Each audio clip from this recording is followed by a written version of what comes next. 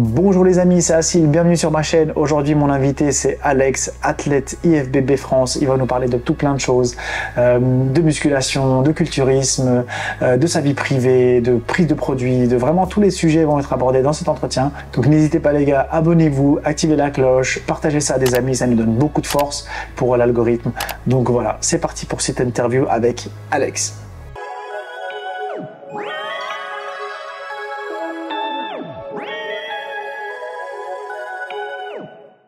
Merci d'être là avec nous, Alex.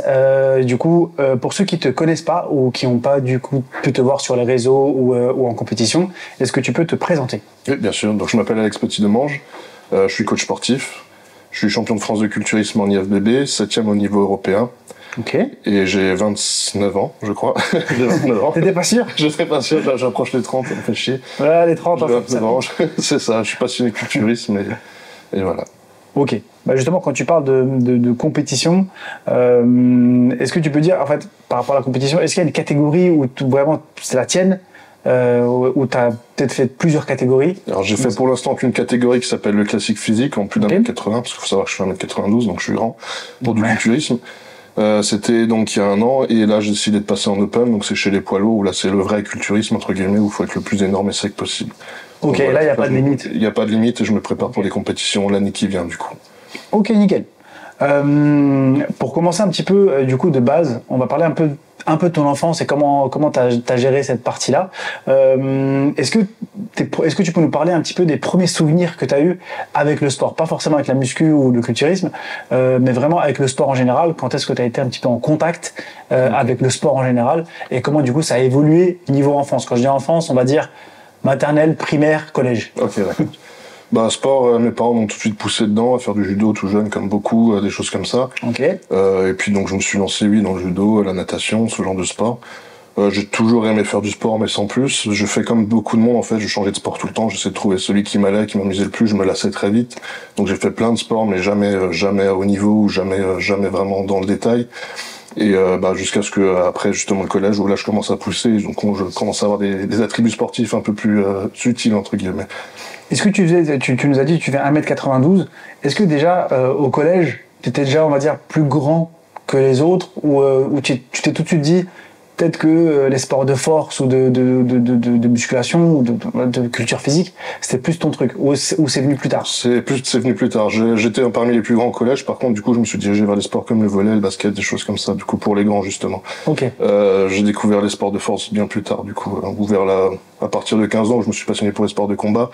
Donc les sports un peu plus virils, et là je me suis retrouvé avec des gros tatoués partout, et là je me suis dit bon, je vais faire de la musculation, du coup. Ok, donc là on va dire ça, c'était bien après le collège, du coup c'était bien lycée. Exactement, le lycée, ouais. Ok, ouais. Est-ce qu'il y a des choses, alors est-ce que tu as tout de suite commencé la musculation, ou tu t'es dit d'abord peut-être je vais faire des sports de combat ou autre, voir un petit peu si... C'est ça, d'abord j'ai fait du Krav Maga. Ok. J'ai vraiment accroché, donc je pensais avoir trouvé ma passion avant de découvrir le culturisme. Et comme je disais, du coup, j'étais avec des baraques, je passais mon temps à me faire taper dessus, j'étais tout mec, donc je me suis dit je vais faire un peu de musculation, mais à côté, chez moi, comme ça, un peu comme on fait tous au début. Donc c'est des abdos, des pompes, des choses comme ça, on commençait à se tracer. J'ai pris plaisir à ça, et puis c'est après mes 18 ans où là vraiment j'ai eu un problème de genou, où je pouvais plus faire que de la musculation, et en fait là ça m'a un peu sorti de ma zone de confort. J'ai vraiment aimé ça. Je suis basculé dans le culturisme à ce moment-là, quoi. Donc, 18-19 ans. 18-19 ans. Ok. Et là, tu nous as rappelé, aujourd'hui, tu en as 29. Ouais. Donc, on va dire que tu as à peu près 10 ans de pratique. C'est ça, voilà. Parfait. Mais il n'y a pas eu de moments marquants qui ont fait que d'un coup, tu es passé, à part la blessure au genou? Si, en fait, ça va, comment dire. C'est pas une blessure, on m'a diagnostiqué une polyarthrite rhumatoïde au genou, entre guillemets, de genou. Donc, j'ai passé 6 mois en béquille à penser que je pourrais peut-être plus jamais remarcher. Ils ont remis en cause, je voulais être gendarme à l'époque, ou militaire, donc je pouvais plus faire ça, je pouvais plus faire de sport. Et donc après j'ai pas eu de rééducation, rien à la jambe, j'avais une jambe qui était moins grosse que mon bras actuellement, donc je pouvais plus que faire des petits trucs, donc je me suis retrouvé, j'ai fait une dépression, je me suis retrouvé à la salle ensuite, et puis c'est comme ça que je m'en suis sorti, entre guillemets, c'était de me trouver des petits objectifs à chaque fois et de les atteindre. Donc voilà, c'était moi, le premier c'était de pouvoir remonter les escaliers un jour, quand j'avais mal au genou. Ouais, c'est à ce point-là. Tout simplement. Mais après voilà, de passer 100 kilos, développer couché, des trucs comme ça, c'est ce qui m'a redonné confiance en moi, et qui après vraiment c'est là où j'ai trouvé mon encre, entre guillemets, dans la vie, quoi. C'est ce qui m'a permis ça a été mon école de vie, en fait. C'est ce qui m'a tout appris sur travailler dur pour voir ce que tu veux, sur la discipline, sur comment avancer dans la vie, ce genre de choses, quoi. Bah justement, en fait, cette blessure-là, alors pour ceux qui nous regardent et qui savent pas exactement ce que c'est, en quoi cette blessure, elle t'a mis dans cet état-là? Parce que c'est vrai que, bah, du coup, t'es passé par une phase de dépression, Oui. mais la blessure que t'as eue, quel effet ça fait et en quoi ça consiste cette blessure? Parce que généralement, tu sais, on entend parler ligament croisé. Oui. Généralement, tout le monde sait à peu près ce que ça veut dire, ou, tu sais, tendinite, rupture de ligament, machin. Mais là, ta blessure à toi, elle était bien spécifique. C'est ça. Donc c'est pas une blessure, c'est une maladie. Donc polyarthrite rhumatoïde. C'est une maladie inflammatoire en fait, je n'ai pas tous les détails en tête, mais qui fait que ton système immunitaire va se mettre à attaquer tes articulations en gros et à les détruire. Donc voilà, donc ça fait que le genou il fait un épanchement, il est gros comme une patate, on peut plus le bouger, ça fait super mal. Ça arrive souvent, ça arrive aux deux genoux, aux deux chevilles ou aux mains. Okay. Pour ceux qui ont des proches qui ont ça, ça arrive aussi. On finit par se faire souder la colonne vertébrale, des trucs. Voilà, c'est des gens qui vivent moins longtemps et qui ont une vie pénible après à vivre, quoi. Okay. J'ai eu de la chance, j'ai pas refait de crise depuis. Ils m'ont diagnostiqué le gène qui donne cette maladie, donc c'est que je l'ai potentiellement. Voilà, j'ai fait le choix de tenter ma chance quand même dans le sport malgré ça et de prendre la vie par les cornes, exactement. Et du coup, ouais, t'avais ça aux deux genoux ou un seul? Un seul genou et une cheville. Ok, ouais. Ok, ça marche. Et c'est vrai que bah, du coup, cet événement-là a fait que tu t'es mis à la musculation et voilà, t'as oublié un petit peu tous les sports J'avais pas le choix en fait, et en fait c'est simple, il m'arrivait un peu ce qui arrive à plein de jeunes hommes, entre guillemets. J'ai grandi, je devenais athlétique, ça a été ma manière de me démarquer des autres, c'était le sport à ce moment-là. Ouais. On m'a coupé l'herbe sous le pied, entre guillemets, j'ai perdu ma copine de l'époque, plein d'amis. Voilà, je me suis rendu compte que j'étais assez seul quand même. Et du coup, c'est à cause de la blessure? Oui, à cause de la maladie plutôt. Oui, bah, quand c'est con, mais les gens sont méchants entre guillemets. J'étais en béquille, j'étais dans un lycée, il n'y avait pas d'ascenseur. J'arrivais toujours en retard dans la classe, personne m'aidait, donc je mettais 15 plombs à monter les escaliers jusqu'à la classe, prendre le bus. Et ça à 18 ans. À 18 ans. Donc voilà, puis après bon, c'est plein de détails, mais je dis quoi? Il va falloir couper. Non, t'inquiète, par rapport à, du coup, tu m'as dit par rapport à ta copine et tes amis de l'époque, oui. Du coup, qui sont partis entre guillemets parce que t'étais malade ou peut-être parce que vous êtes parce que voilà, j'étais déjà pas bien, donc j'étais peut-être pas quelqu'un d'agréable à fréquenter à ce moment-là, forcément. Ouais. Et puis après, quand on n'est pas dans le lycée, c'est assez dur entre guillemets. Quand on n'est plus dans le groupe des populaires entre guillemets, ben on se fait mettre de côté, quoi. Donc ouais, c'est sûr. Donc voilà. Et du coup, je pouvais pas faire d'autres sports que bouger le haut, forcément. Donc le Krav Maga, j'avais oublié. Et puis la musculation après, c'est ce qui m'a vraiment, comme je te dis, c'est ce qui m'a fait sortir du trou entre guillemets. Donc ça m'a vraiment fait du bien et j'ai vraiment kiffé ça. Moi, j'ai toujours mon acteur préféré, c'était Schwarzy à l'époque. J'ai toujours eu ça dans le sang. Je kiffais Dragon Ball et des trucs, voilà, des mecs baraques. Moi, la virilité, c'était un homme musclé. Donc voilà, exactement. Donc de toute façon, j'aurais fait de la musculation, je le sais, mais peut-être pas le culturisme vraiment extrême entre guillemets si j'avais pas eu ça, quoi. Ok, ouais. Mais justement, vu que tu m'as parlé un peu de tes proches, là c'était les proches un peu plus lointains, hein, copines, amis, ça c'est un peu plus loin. Ta famille, comment elle a vu tu t'es lancé dans la muscu, ils se sont dit attends c'est bon, il va faire ça plutôt tranquille, ou ils ont déjà vu en toi quelqu'un qui va aller vraiment au bout du truc? Non, ils m'ont soutenu normalement, donc c'est du sport, ils pensaient que j'en ferais pas plus que ça. Et j'ai vu un déclic chez mes parents quand j'ai gagné le championnat de France, où là ils se sont dit ouais là il rigole pas, du coup il fait pas ça pour rien entre guillemets. Ouais. Et là oui, ils m'ont donné plus de soutien, quoi. Mais avant voilà, c'était un sport comme un autre. Et je les comprends, il y avait pas. Tant qu'on n'a pas de titre à valider entre guillemets, on reste un amateur qui fait ça en plus à la maison, quoi, entre guillemets. Mais après c'est vrai que en fait, la musculation, c'est vraiment un sport où ça se voit tout de suite. C'est-à-dire, tu peux être ceinture blanche ou ceinture noire au judo, ça se verra pas. Tu sais, quand t'es habillé, ça se voit pas. Et ton sport à toi, la muscu, tu vois tout de suite un mec qui est hyper bon, il va commencer au bout de 2-3 ans, tout le monde voit déjà qu'il a bien progressé. Et c'est vrai que toi, t'as cette facilité-là. Oui. Alors j'ai une génétique un peu moyenne, j'ai pas forcément une bonne génétique au niveau des insertions pour le culturisme. Par contre, là où j'ai une bonne génétique, c'est pour devenir gros. C'est pour ça qu'en fait, j'ai essayé le classique.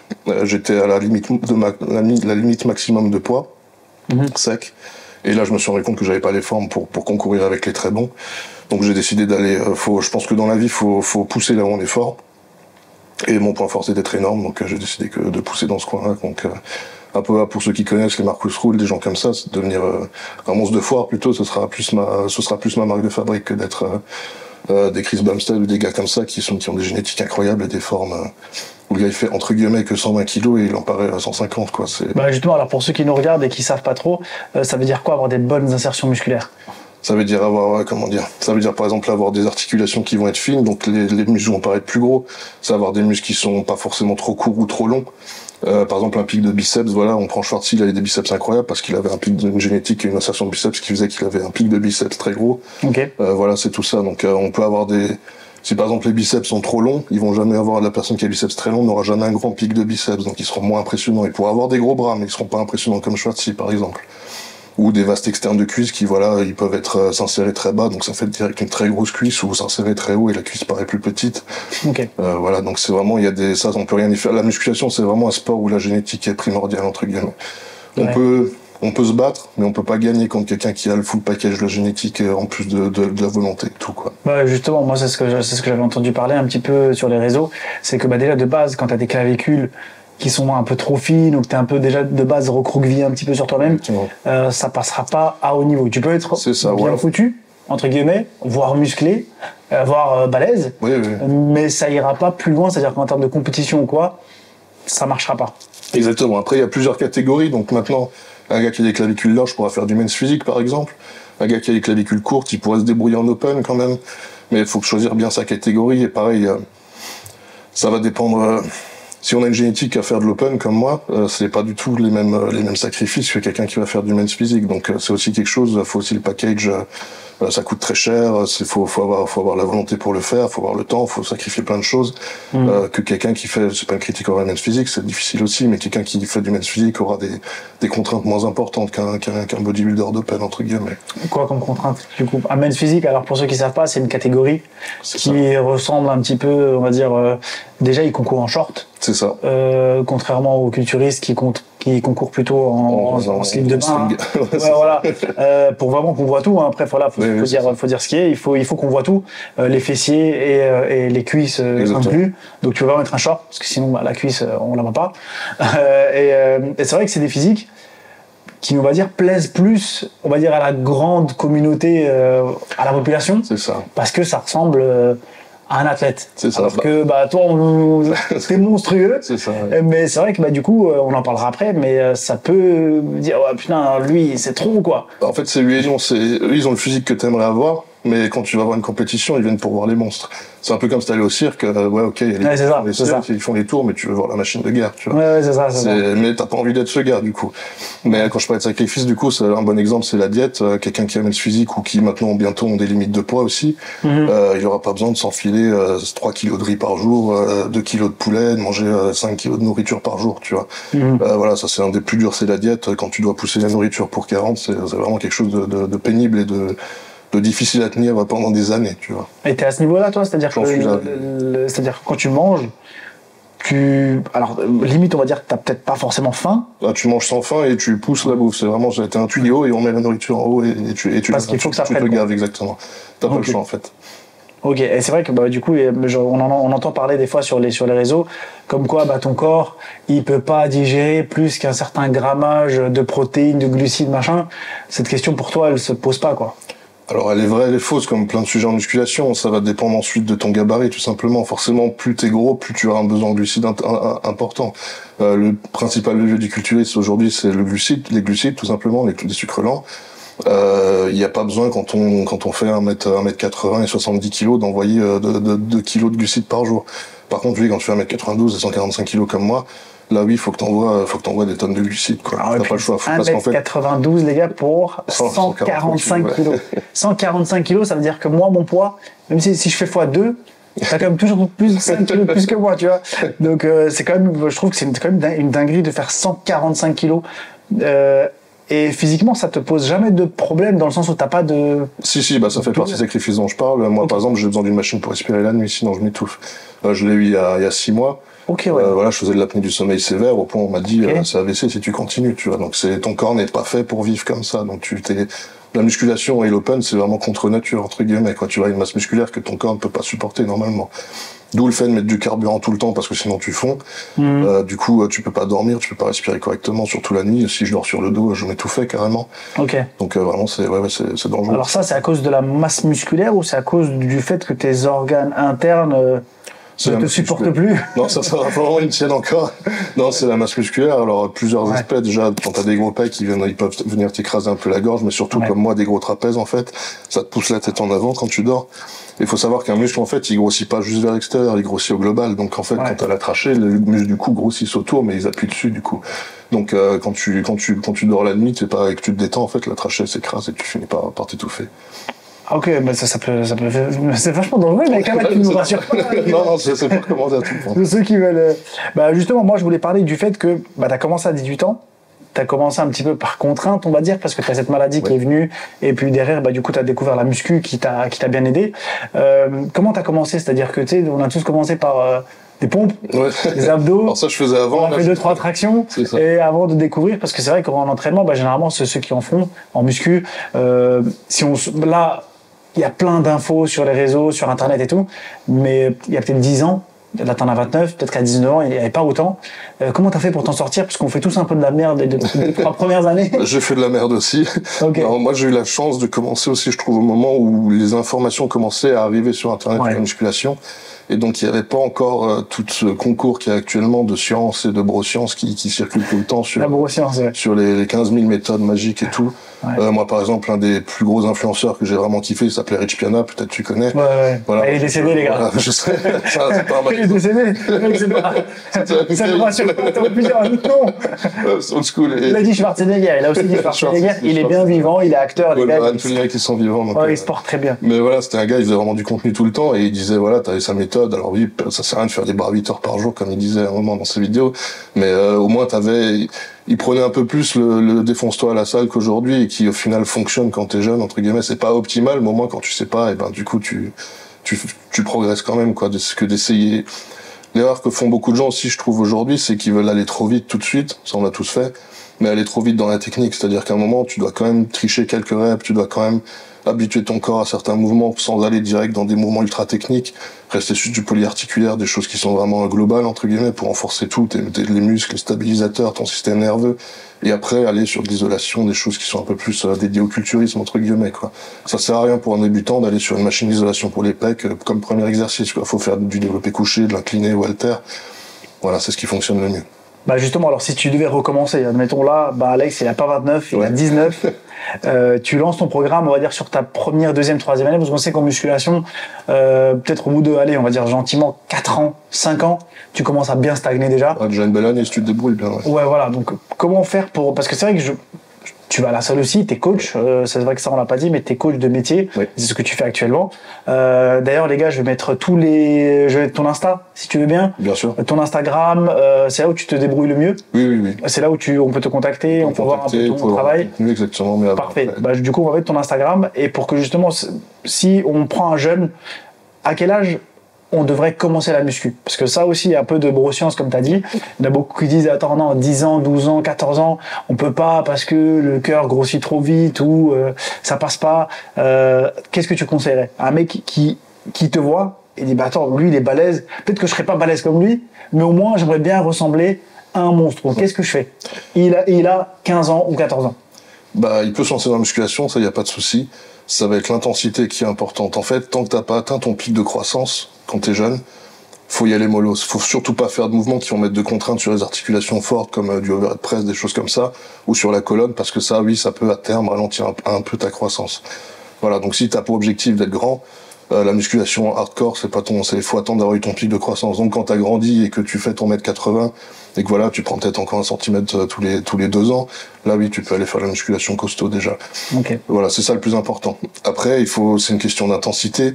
Si maintenant le gars veut devenir un monstre, il faut attendre que son système hormonal soit mature, donc c'est vers les 25 ans tout simplement. Donc là, il aura sa testostérone au plus haut, son système hormonal qui est le plus costaud, et c'est là vraiment où il aura le plus de billes pour devenir énorme, entre guillemets. Tous les gros athlètes, ils performent entre 25 et 30 ans, entre guillemets, quoi. Ouais, là, on va dire ça, c'est le prime d'un homme, peut-être une femme. Pareil, je pose la question après. Mais ouais, c'est un peu le prime. Mais c'est vrai que les jeunes, généralement, tu sais, c'est quand tu commences à te réveiller, tu sais, c'est vers 16-18. Ouais. Et tu te dis, attends, là, je suis un peu trop maigre, tu sais, tu commences à complexer et tout. Et c'est là où les mecs se lancent. Donc là, la première année, on va dire, en termes de programme de musculation, qu'est-ce que tu conseillerais pour justement ne pas perdre de temps? Parce que nous, il y a beaucoup d'athlètes qui disent, moi j'ai perdu 2 ans, 3 ans au début parce que j'ai fait n'importe quoi et en fait j'aurais pu grave progresser. Et finalement, alors ce qu'il faut, si t'as l'argent, c'est de prendre un coach. Là, il faut vraiment être suivi tout de suite si tu peux. Ça, tu gagnes vraiment du temps et c'est super. Trouver le bon coach. Si maintenant, bon, quand t'es jeune, t'as pas forcément d'argent pour te payer un coach. Quand tu dis coach, c'est bien un coach en salle. Un coach en salle. Donc, que le mec te voit faire, voilà, exactement, oui, pas forcément un coach en ligne. Coach en ligne, c'est quand on est expérimenté dans ses mouvements, qu'on sait ce qu'on fait et qu'on connaît son corps déjà. Parce qu'il va vous dire, va à 70% d'intensité, si tu sais pas quel est ton 100%, tu peux pas faire ton 70% correctement. Donc, faut quelqu'un qui te montre cette intensité, justement, en vrai, qui dise là, t'es à 70%, c'est ça, tu vois. Et la plupart du temps, dans mon job, par exemple, je le vois, les gens disent, oh, putain, tu me dis d'aller à 80, mais en fait, j'étais à 60 avant quand je pensais être à 80, tu vois, parce qu'ils se sont pas poussés assez fort. Donc, ce que je conseillerais, c'est de faire des programmes basiques, en fait, tout simplement, c'est de faire du push-pull leg, des choses comme ça. Pensez à bien se reposer. Vraiment, on fait du muscle en se reposant, donc il faut pas se surentraîner, il faut pas aller à la salle tous les jours, s'épuiser à chaque fois. Vraiment, faut y aller, faut prendre son temps, faut limite ressortir encore un peu avec de l'énergie. Surtout quand on est jeune, on en a beaucoup, donc faut pas hésiter à lever un peu le pied. Ouais. Si on refait une prise de barre. On a envie, tu sais. Voilà, je sais. C'est tôt dans la semaine, il faut qu'on lance. Exactement. Faut que ça, tu sais, tu viens devant le miroir, tu sais, tu regardes une semaine, tu dis, ah ouais, ça n'a pas grossi, tu sais, tu mesures. Tu retournes à la salle après, tu as envie de retourner la fois d'après et de encore plus fort, quoi. Donc ouais, c'est pas forcément la solution. Donc faut s'entraîner intelligemment, en fait, tout simplement. Mon conseil, ce serait de se trouver vraiment, une figure sur internet, quelqu'un qui a un physique atteignable pour vous, bien regarder, qui soit naturel et tout. Et, regarder un peu comment il s'entraîne et s'inspirer de ça, entre guillemets. Donc c'est le meilleur conseil, ce serait de faire donc des push-pull legs, pas dépasser 4-5 exos par séance. Peut-être je prends l'exemple de push, voilà, faire un exercice de pousser sur l'épaule, faire 2 exercices de pousser sur les pecs, un coup de triceps et puis un rappel peut-être, je sais pas, de dos ou quelque chose comme ça. Et après c'est bon, c'est suffisant, quoi. Il y a pas besoin de plus, un peu de cardio. Donc voilà. Et t'as pas besoin d'isoler, parce que tu sais, tu vas à la salle, moi des fois je vois des jeunes, tu sais, qui sont tout maigres et tout. Je me dis bon, et là je le vois faire un exercice, genre tu sais, il fait du curl, ou il fait du tirage corde. Tu sais, pour isoler le triceps et tout, c'est pas forcément. Alors pour les bras, tu peux encore, ça va, mais par contre pour les gros muscles, les pecs, le dos, les jambes polyarticulaires, vraiment, faut aller sur les gros exercices. C'est ceux qui vont te donner de la force, c'est ceux qui vont stimuler ton système nerveux correctement, c'est ceux qui vont créer le plus de facteurs de croissance dans le corps, entre guillemets, même ton système hormonal. Faire une grosse séance jambes, c'est quelque chose qui booste ta testostérone ensuite. C'est les seules séances qui peuvent vraiment booster ton système hormonal une fois que tu les as faites. Tu vois, pas tout de suite parce que t'as une chute, mais 2-3 jours après, il remonte et il te rend plus fort à chaque fois. Donc vraiment, le but, c'est de gagner de la force, pas faire du powerlifting, mais vraiment être sur des exercices polyarticulaires. Je vais prendre du squat, c'est un des meilleurs. Tu fais du squat. Le but, c'est de progresser en charge, d'avoir une bonne technique. Et voilà, et on prend un exemple maintenant, le plus connu, on voit les séances dos des gens aujourd'hui, ils font du tirage, de pull down dans tous les sens, avec les poulies avec des axes de fou. Quand t'as pas encore un bon ressenti sur le dos, même moi je fais pas encore ça maintenant, il n'y a pas besoin. Peut-être quand t'es au top et que tu veux vraiment ajouter un tout petit peu de masse sur le faisceau intérieur du grand dorsal, lui c'est utile. Rompinaille, quoi, hein, voilà, c'est-à-dire que si c'est un mec lambda qui veut juste être costaud, beau, costaud, voilà, fait du rowing, fait du bûcheron, fait du pullover, des exercices comme ça suffit, c'est très utile. Ok.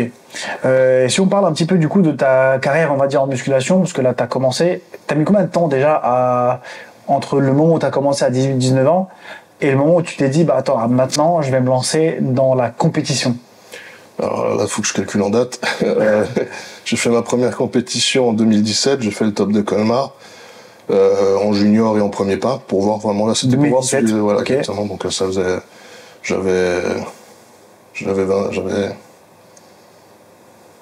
T'avais à peu près 22. Ouais, j'avais 22 ans, ouais. Donc 2017, 22 ans, pour voir si j'étais capable de faire une compétition. Ok. Tout simplement. Et si j'étais capable d'aller au bout d'une prépa. Toujours la même catégorie ou t'avais... Non, là c'était premier pas et junior, c'est juste voilà, c'est une catégorie, il y a tout le monde dedans. Donc t'as moins de 25 ans, t'y vas. Okay. Et le premier pas, c'est juste ta première compétition, donc voilà, t'es en slip comme les autres. Pas de problème de taille, de poids là-dessus. Non, exactement, pas de limite. Pas oui, tu y vas et puis tu montres ce que tu sais faire et puis après il y a pas de gain ou quoi dessus ou il y a pas de quoi? Il y a pas de, c'est pas une compétition puisqu'en fait si tout le monde vient, il y a quand même un podium ou... Ah oui, un podium. Okay. Je veux dire, il y a pas de contrainte de taille ou de poids, quoi. C'est tout. T'as moins de 25 ans, tu t'as fait ta prépa, tu y vas et t'es sélectionné ou pas, quoi. Ok. Voilà, et après, ils disent les 5 ou les 6 meilleurs, ils sont sur un podium. Donc voilà. Bon, j'avais fait un top 5 du coup à ce moment-là, en junior. Ouais. Toutes catégories confondues, oui, donc c'était pas trop mal. Donc là, et puis j'ai vu que j'avais fait la prépa, j'avais aimé ça, et puis voilà, je pense que c'est rare de pas aimer se voir sec. Donc j'ai pris goût, et là j'ai pas refait de compétition avant 2022. Ah oui. Donc j'ai mis 5 ans du coup, il y a 2 ans, et où là du coup je me suis lancé qu'à jouer championnat de France et j'ai gagné du coup.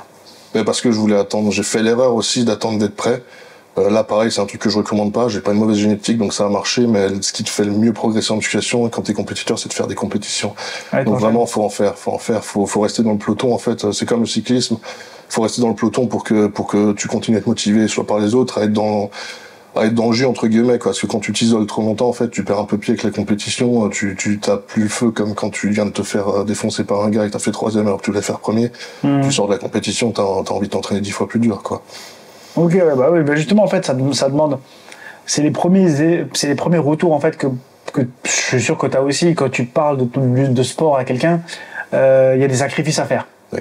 Et les gens, généralement, bah, ils sont pas forcément prêts à sacrifier. Tu sais, moi, je te parle vraiment des 3 petits pas de base, hein, tu sais, genre bien dormir, oui. Arrêter, par exemple, de boire, tout ça, histoire d'éviter les mauvaises calories et tout. C'est vraiment les premières étapes où les gens ils sont pas du tout prêts à faire ça. Bon, ça voilà. Mais toi, dans ton cas, t'as pas eu de difficulté ou de sacrifice à faire, mais vraiment, tu sais, un truc que t'aimais. Genre, il y a des gars, tu peux leur dire. Arrête l'alcool, tu vois, le week-end, histoire de grappiller encore un petit peu. Il va dire, ah non, hors de question. Ouais. Impossible, moi, je bois pas de vin à mon repas, ou je bois pas d'alcool le week-end, ou je sors pas. Du coup, bah, le sommeil, tu vois. Est-ce que toi, t'avais ces problèmes-là, ou toi, t'étais de toute façon dans ton truc Non, je les ai pas eu parce qu'en fait, c'est ma passion. Donc, en fait, c'est pareil, quelqu'un qui n'a pas de passion, je vais pas dire qu'il peut pas comprendre, mais c'est souvent ce qui sort aussi quand je discute avec des clients, c'est qu'ils pensent avoir une passion. Quand tu dis à quelqu'un, est-ce que t'as une passion? Il dit, ouais, j'aime le foot, ou j'aime aller au cinéma, des trucs comme ça. Quand t'as une vraie passion, t'as le feu pour quelque chose, tu le sais, tu te poses pas de questions. Moi, je pensais en avoir avant d'en avoir une. Et quand j'ai découvert ma passion qui est le culturiste, là, j'ai vraiment compris ce que c'était. Je me suis rendu compte qu'avant, c'était de la merde, quoi. Donc, en fait, quand on est à ce stade-là, la question ne se pose même pas, en fait. T'as ton objectif, t'as ce que tu veux, et je ferai n'importe quoi pour y arriver, en fait. Je pense même pas sacrifice en soi, donc je vois juste la montagne et je fais les premiers pas et j'avance et je continue d'avancer coûte que coûte, quoi. Bah ouais, justement, parce que chaque fois, chaque pas que tu fais, il est de plus en plus lourd en soi et c'est de plus en plus dur et c'est de plus en plus dur d'avancer, mais ce qui fait qu'au final, ce que tu décris comme sacrifice, pour moi, c'est vraiment quelque chose de bidon, parce que j'en ai pas boire le week-end, voilà, c'est un truc que je vais même pas avoir besoin à faire d'efforts, tu vois. Alors qu'aujourd'hui, maintenant, j'en suis à un stade où voilà, c'est plus des gros sacrifices financiers où tu te dis voilà, est-ce que je change de voiture, est-ce que je fais une compétition cette année, des choses comme ça, tu vois. Ah ouais, t'as ce point-là est-ce que je vais continuer à avoir une maison, enfin, tu vois, voilà, donc c'est un autre niveau où là, pas beaucoup de gens sont prêts à aller, entre guillemets, quoi. Et où tu verras tous les très gros pros, les Théo Gary, des mecs comme ça, c'est des gars qui ont eu plein de soucis d'argent avant. C'est des gars qui ont galéré de fou. Ils le racontent pas forcément toujours. Mais vraiment, ils se sont accrochés coûte que coûte, quitte à vendre tout ce qu'ils avaient pour continuer, quoi. Bah, c'est ce qu'on dit généralement, tu sais, que sur la musculation, en sport en général, bon, on met à côté le foot, qui est, voilà, une fois que t'as signé pro, généralement, tu t'en sors bien. Mais il y a pas mal de pros dans plein de sports, un peu moins connus que le foot, ou le basket ou autre, ou la boxe anglaise, où ils sont pros, ils bossent pour, malheureusement, l'argent rentre pas, ils bossent à côté. Et comment tu gères cet équilibre-là? Parce que c'est vrai que c'est une passion, on le sait, ça coûte cher. Vous avez juste à faire un tour, je vais pas faire de pub, mais sur n'importe quel site de compléments alimentaires, vous faites un panier, les gars, c'est tout de suite 100-150 €. C'est vraiment le panier de base, hein. Tu sais, tu prends un pot de whey, tu prends de l'oméga 3 pour t'alimenter un petit peu, vraiment de base, hein, tu sais, pour dormir, machin. C'est tout de suite 150, 200, machin. À ton niveau, j'imagine que c'est bien plus cher. D'ailleurs, si tu peux nous dire un petit peu ce que tu dépenses en complément alimentaire. Alors ça, je peux être facile entre 400 et 500 € par mois. Ouais, voilà, tu vois. Facile 1200 de bouffe, ouais, donc. T'as un loyer de maison complet juste pour faire du culturisme, quoi. Ouais, justement, bah oui, parce que la bouffe, tu nous as dit, tu manges. Oui, là, je suis addict. Il n'y a pas de satiété, quoi. Tu vois, t'as pas faim. tu manges parce que tu dois. Parce que tu dois, ton corps en a besoin pour fonctionner et tu peux pas progresser sans manger, donc. C'est la clé numéro 1, c'est la diète. C'est vraiment ça qu'il faut comprendre. On parlait avant pour les plus jeunes, pareil, il faut manger vraiment quand t'es jeune, il faut vraiment envoyer les calories, c'est important. Donc oui, c'est ce genre de sacrifice, ils sont. Et en plus, les sportifs en France, ils s'en plaignent tous. Tu vois, des gars qui font les JO et qui doivent faire un mi-temps encore à côté pour s'entraîner, c'est pitoyable, quoi. Je veux dire, alors que les mecs, c'est des machines de guerre. Ils ont encore plus de mérite, je trouve, que d'autres sportifs comme aux USA où ils claquent des doigts et les mecs, c'est des contrats, ils pleuvent. Donc je trouve que déjà, c'est pour ça que quand on a des très bons, les mecs sont vraiment très bons parce que c'est des gars, ils ont tellement mangé pour en arriver là que de toute façon, ils abandonneront jamais. Et un des trucs qu'on dit sur le culturisme, c'est que c'est un sport de riches pratiqué par des pauvres, tu vois. C'est un des sports les plus chers. Alors, je parle pas de sport mécanique, ce genre de choses, mais c'est un des sports les plus chers, les sports physiques. Et c'est souvent les gens qui ont pas d'argent qui font ça. Donc, c'est vraiment... les sacrifices sont vraiment là, quoi. C'est des gens qui ont pas d'argent qui décident que, ils feront tout, quoi. Ouais, donc en termes de sacrifice, en fait, c'est même pas pour la pratique, parce que tu sais, quand on parle sacrifice, bah, tu vas à un repas de famille, exemple tout bête, ils ont fait de la lasagne, c'est pas du tout, en fait, tu peux pas manger ça. En saison, ça va, je les mange. Ouais. Mais en prépa, ouais, tu peux pas les manger, bien sûr. Il y en a, par exemple, tu prends Olympia, à un moment, ils ont dû, les mecs, ça a été après Noël, les gars à Noël, ils étaient avec leur tube, tu vois. Ouais. Donc c'est quand même Ouais, chose, c'est ça. t'as la fête de Noël, t'es avec ton tube avant de faire un repas de famille, quoi. C'est quelque chose qui est difficile, même socialement. Quand t'es en prépa, si tu sors, déjà, c'est déjà bien. Tu viens avec ton tube d'asperges tout pourri au restaurant. Déjà, tu vois les autres manger, et en plus, les gens comprennent pas forcément, donc en plus, tu prends les vannes et tout, c'est quelque chose qui est lourd, quoi. Bon, après, c'est sûr, bon, avec ton physique, à mon avis, on te vanne pas au Non, resto. ça va. Mais c'est sûr que, tu sais, si moi, je débarque à un resto avec mon tube parce que j'ai pas envie de casser ma diète, parce que j'ai envie de, tu sais, Ouais. j'ai envie de manger propre, on m'a dit, attends, tu prends tes protéines, j'ai envie de les prendre, on mange une pizza, bah, je suis pas d'accord. Tu vois, ça passe pas. Et comment tu peux conseiller les gens à dire, bah, c'est pas grave, sortez pas, ou tu vois, faites pas ça, allez pas à la pizzeria, parce que les gens, ils sont pas forcément prêts, tu vois, à prendre soin de leur santé, quitte à pas sortir ou à pas sortir avec leurs potes. Et comment tu gères ça, toi? Alors moi, je t'avoue qu'en termes de coaching, je suis assez rustre. Pour moi, c'est une question de responsabilité, en fait. Je veux dire, on vit dans un monde où aujourd'hui, les gens prennent plus responsabilité pour rien. À un moment, si t'as un objectif et si vraiment, quand tu te regardes dans le miroir, tu peux pas supporter ce que tu vois, tu peux pas vivre ça au quotidien. Pour moi, c'est pas possible. Donc, il faut prendre ta responsabilité, de dire là maintenant, j'y vais à fond, je suis carré. Je prends un coach, je vais faire ce qu'il me dit. Voilà, en plus, t'as souvent des cheat meals, ce genre de choses. T'es pas à la diète stricte pendant des années. Ça a pas d'intérêt. À un moment, on est tous humains, donc le but, c'est que tu puisses la tenir et que ce soit tenable sur le long terme.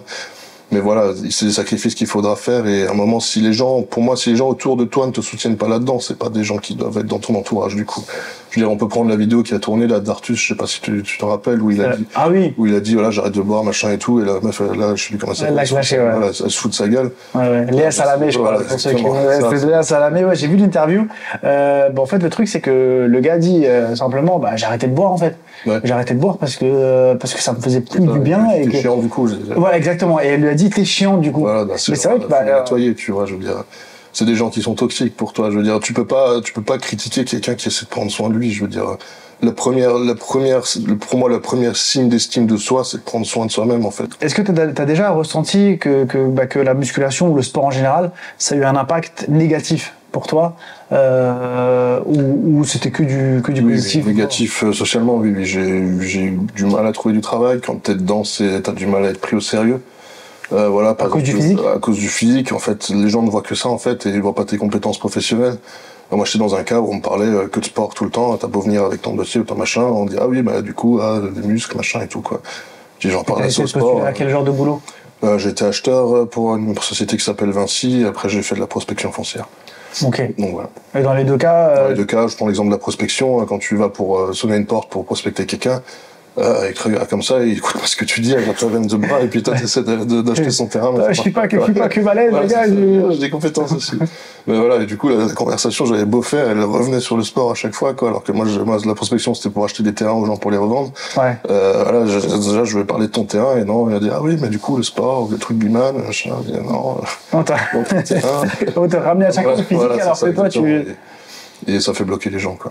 Donc, quand t'es videur, c'est pratique, mais quand tu as une profession un peu plus intellectuelle, ça marche pas. T'as déjà testé videur? Non, j'ai jamais fait. Ah ouais, jamais? Non, je me suis fait chier à faire des études, donc c'était pas pour me prendre des coups de couteau. Je suis sûr qu'on t'a peut-être déjà proposé. Ah oui, là, je travaille aussi à Fitness Park, du coup, et là, il y en a plein qui pensaient que j'étais videur de Fitness Park, parce que j'attendais comme ça dans la salle. Videur de Fitness Park, non, pas videur. Donc voilà. S'entraîne, ok.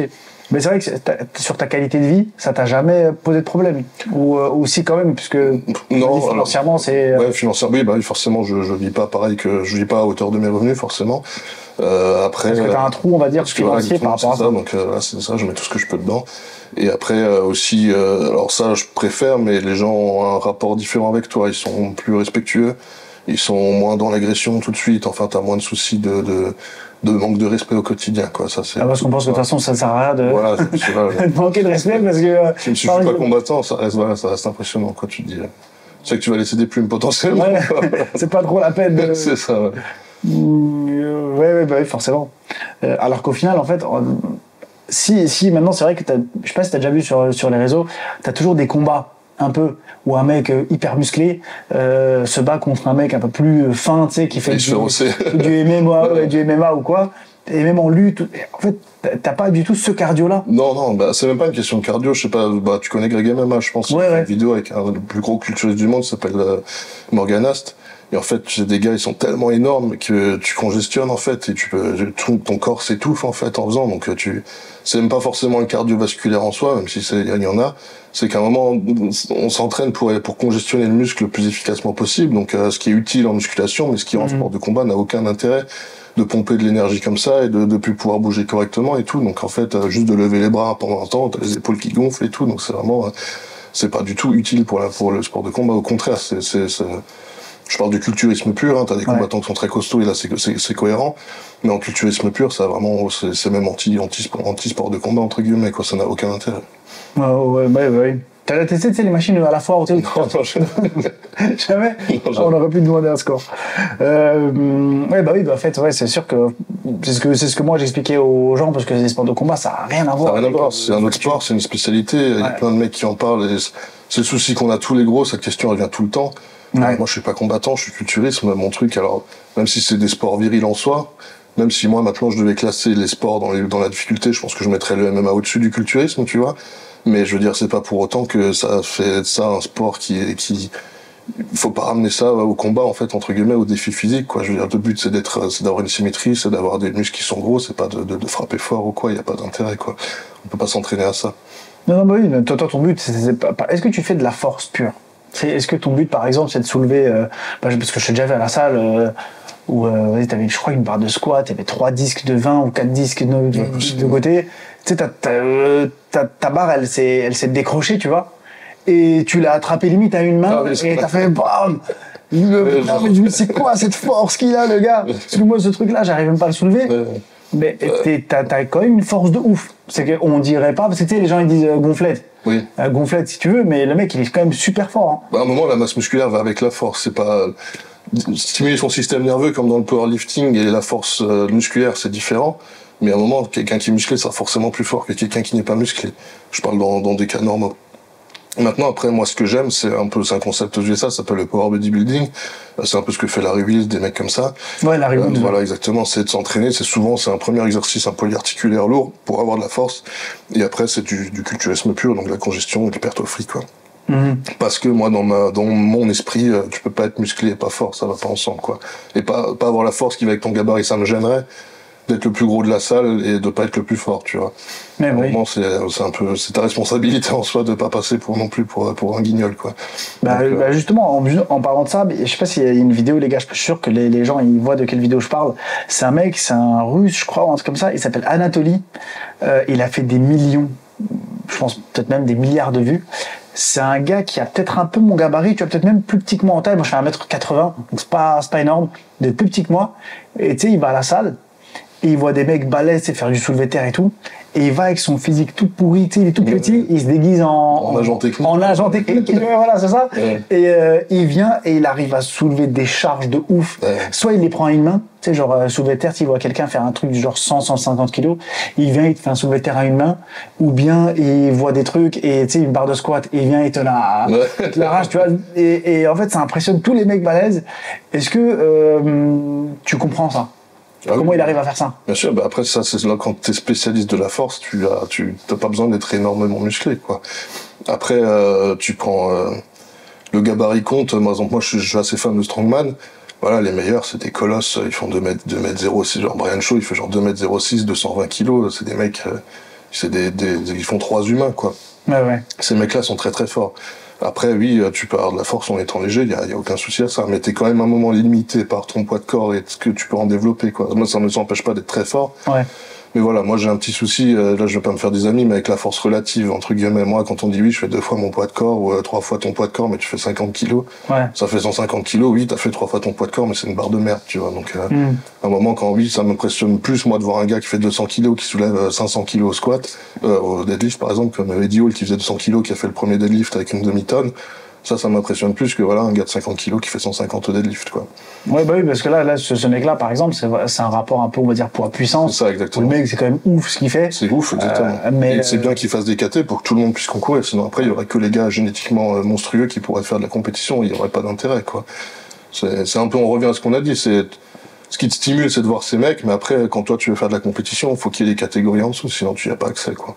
Et toi, le côté force, ça t'intéresse pas, ou c'est pas un truc qui t'a... Alors, j'aime bien le strongman, mais je sais que je suis pas fait pour ça. J'ai pas des grosses articulations, j'ai pas spécialement de force non plus. Ouais. J'ai développé ma force en travaillant, je suis pas non plus super fort, comparé aux monstres qui traînent dans le coin. Mais voilà, je sais que j'ai tendance à me blesser un peu plus facilement aussi, donc je sais que je suis pas taillé pour ça, quoi. En plus de pas être super grand et super lourd, entre guillemets. Ouais, oui, c'est sûr. Justement, en parlant de ça, tout ce qui est compétition, comment ça marche en musculation pour ceux qui savent pas? Moi, je me suis déjà intéressé, donc je sais un petit peu. Mais si tu pouvais par exemple, en MMA, t'as des catégories de poids, mais la taille, on s'en fout. Okay. Le mec, il peut faire 2 mètres et il fait 70 kilos, il arrive sur la balance, il fait 70, il va combattre. Même si l'autre en face, il fait 1m60, il fait quand même 70 kilos, ils vont se battre ensemble. Donc, il n'y a pas de... tu vois, c'est que le poids. Mais en musculation... il y a la taille. Oui, c'est ça. Historiquement, en fait, il y avait que de l'open. T'avais de Baskov et Schwartzy, voilà, t'avais des catégories de poids, et puis t'avais les poids lourds, et puis voilà. Après, ils se sont rendus compte que, il y avait quand même une très grosse demande. Ils ont commencé à créer d'autres catégories, comme les men's physiques, du coup, où là, avant, il n'y avait pas de catégorie de poids, il y avait juste une catégorie de taille, où tu viens avec ton short et t'as une manière de poser qui est différente aussi à chaque fois. Donc les men's physiques vont pas forcément... Ils viennent pour montrer une esthétique globale, pas forcément montrer chaque muscle, avoir des fesses triées comme on parlait avant et tout, ça les intéresse pas. Après, t'as les classiques physiques. Là, pareil, en fait, c'est un peu une référence à la Golden Era, à l'époque où il y avait Schwartzy. Ils ont mis une limite de poids par rapport à la taille pour éviter que les mecs deviennent monstrueux, justement, tu vois. Et garder un genre d'esthétisme. Donc là, t'as le droit, par exemple, à ta taille, plus 10 kilos, ce genre de choses. Et après, t'as l'open, du coup, où t'as les poids, où t'as différentes catégories de poids aussi là-dedans. T'as genre les moins de 80, les moins de 90, les plus de 90, etc.